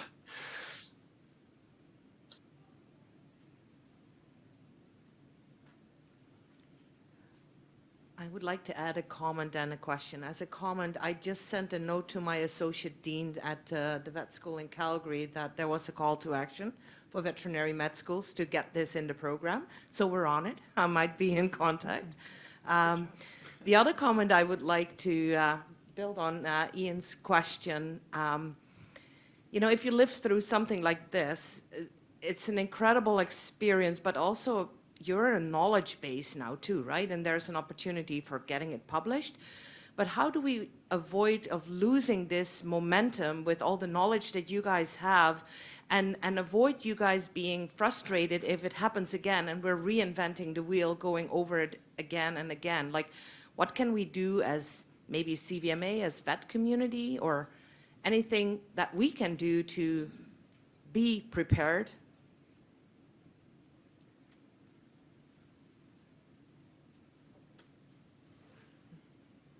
I can respond to that. I think just, I feel like after 25 years of working in disasters, with disasters, I feel there is some momentum. It's very slow.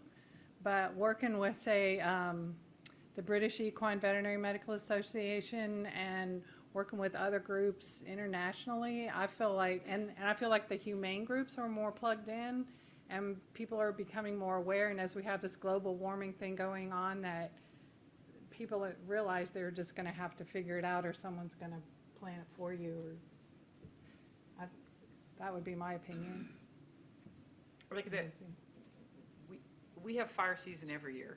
It's just what we do. We just it's sort of what we do. You're like, somebody said, where you're living, I'm like, you'd move, right? Like, that's like, but I looked, and like the options are perfect. So we just we have local things to reduce fire in your area, and you have a list upon list, and you know who your community is, and you know that it'll be different every year, and it's just part of living in our area. I also think technology is being, as it's advancing, it's more helpful, and communications globally are so advanced now, and drones, and what drones are going to be able to, help us in the future, at least for floods. I know fires, it's a little more challenging. But We need to plan about that. As soon as you said drones, I'm like, oh yeah, that's a really good idea. I'm like, oh yeah, no, they actually just quit fighting one of the fires because somebody had a drone in the area, and then the fire got, I was like, okay, so drones not yet, we're not ready for drones. But there's I think there is a lot of good ideas, and there is some momentum. We'll figure it out. There was a question from somebody on our virtual audience wondering if BC Vets have set up a group to discuss disaster preparedness, and I think we could probably, there it is up in front. We could add to that, involvement with stakeholders as well, such as BC SPCA. Has there been an attempt to organize, to talk about how to better prepare? There was, so after the BC floods, I can only speak to the flooding side of things, to the benefit of, the BCDA, Ministry of Ag, the CVBC, and the local veterinarians. They did get together, did a Zoom forum afterwards, like kind of a debrief, and what could we do better, what should we be trying to think about. So there has been discussions that have started on, how, and it's things like the permits and the road closing, and how letting the proper people where they need to be, and limiting the people that don't need to drive to work or go, when literally there's only one road that gets you out of the Fraser Valley, and yet people just, choose to go to work or choose to go visit somebody in Chilliwack or, whatever, right? Like, so trying to come up with that type of plan going forward. So there is some movement there. At least there was, January, February. Haven't heard anything since, so I don't know where that's, if something's happening on the Ministry of Ag front and the association fronts after that. But they did ask for input, so. So I'm going to add to that. I'll tell you one thing that we did, and is we started a Facebook group, and it's closed. And it's called, let me see, LSU, Louisiana Tech, graduates, veterinarians, blah, blah, blah, this big long, it's a really long name, but it's basically building, and it's active in disasters. So it's all the people that have an interest, because not everyone has an interest. They don't care about it. They don't want to care about it. They've got other things they're doing, and you kind of have to respect, everybody's personal position. But you got to network with the people that do have it in the forefront and do understand it and do see a place for it in veterinary education and, in the whole process, continuing education, and just kind of build your group. And so what we do is if we need a group, so for example, after Hurricane Isaac, they said, I need a team to go down to X shelter. We need a veterinarian, we need a vet technician. And so I needed to formulate a group of 5 people, and they're asking me at midnight for a 5 a.m. start time. So I got on Facebook into the group, and I said, I need this group, and so I needed one more person. And I'm like, you know what, my son just turned 18, and he can go help. He's hung out since Katrina and before, and so he went as part of the group. But we were able to get a group together to be there on time to evacuate a shelter so that they could use the local shelter for local animals as they were evacuating because of Hurricane Isaac that sat and put water and flooded the whole town of LaPlace, Louisiana. So they were able to get those animals out and make way for the locals so that those animals were not taken out of state like what happened in Katrina. So anyway, it's just, you kind of have to do it yourself and just find the resources that you have and build on those resources. Find your people. They're the same people every time. So, and then you'll plant the seed and the other students as they're coming up, and those families that have been through it and that realize how important it is to be prepared.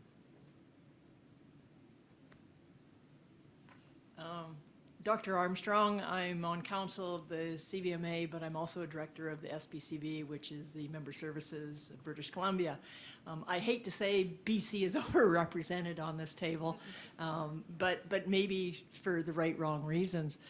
I guess some of the thoughts that I had as I'm sitting through your talk, so thank you very much, is with this question is there somebody who can help coordinate vets? And I would hope maybe the SBCV could be one of those organizations. We've unfortunately been used to lobbying the BC government, talking to the Minister of Agriculture for other things, such as getting 20 students into WCVM or extra 20. So I think there's something that maybe we can end up helping with. I agree that this is not going to be an isolated event, and we're not going to wait years for this to happen again. I was kind of wondering, could some of this veterinary training, could you do a road show in Canada, more importantly in British Columbia, where we can put something together to again, educate and prepare veterinarians? So that's maybe my question is, is there any way, I don't think we honestly have anything, certainly in BC, for training in disaster preparedness, and, is there any way that you could help coordinate something? I mean, I'm happy to help whatever. I mean, we're nice helping. Climate. Yeah. It's very pretty. It's very pretty. Hey, I'm here. So we could contact yeah, for sure. Yeah. Okay, thank you. Yeah. I'm actually trying not to feel like super guilty about the fact that I haven't done more with the stuff, the information that we have, and that we could have been. I preach being prepared, and we talk to our local communities. Absolutely, we should write the articles and we should put the information out there, and we should probably be receiving more training for ourselves. And we honestly, it was like pre-COVID, we were going to do the emergency disaster management, going to learn all the stuff, because we've rescued the horses out of the pools and the horses out of the lakes, and we've done all that stuff. I feel kind of very cowboy up here, thinking, we did all that, and then we just did it, and then we moved on to the next thing, and we just kind of roll from one disaster to the next, and that's sort of what we do. And totally, I feel like I could be more prepared in the future. That's what I've gotten out of today. It's been good. It's lots of information. Try not to feel guilty.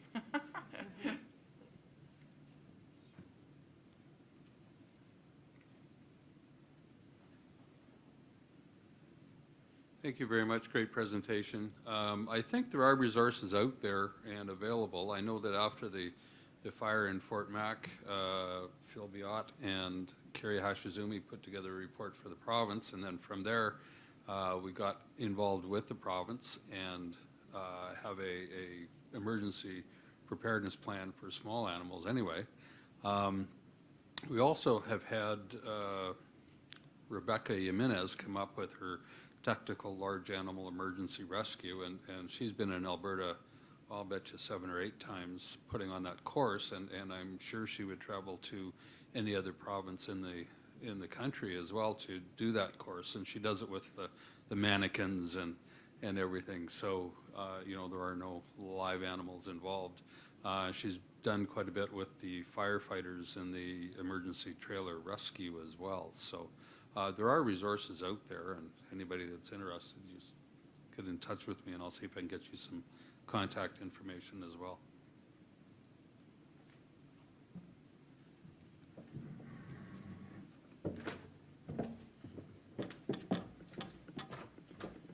Well, with that, I think we'll wrap things up. We're a little over time, so thank you all so much. On behalf of the CVMA and the National Issues Committee, thank you to all of you for participating today and for your engagement. Thank you so much to our panelists for sharing these experiences so that we can all be more prepared in the future. And thank you to our sponsors, Hills and Grey Wolf Animal Health. The CVMA and the National Issues Committee look forward to hearing your feedback on today's forum, as well as keeping an eye out for those upcoming position statements. And please check out the Green Practice Initiative as well if you haven't already done so. I urge you all to think about how you can get involved and be part of the solution. The experiences that we heard about today truly highlight the importance of supporting each other from coast to coast. I'd also like to invite you all to join us upstairs at 5 p.m. On the 5th floor for the welcome reception. And also please join us at 7 p.m. to celebrate our colleagues at the CVMA Awards Gala. So thank you so much and enjoy the rest of your convention.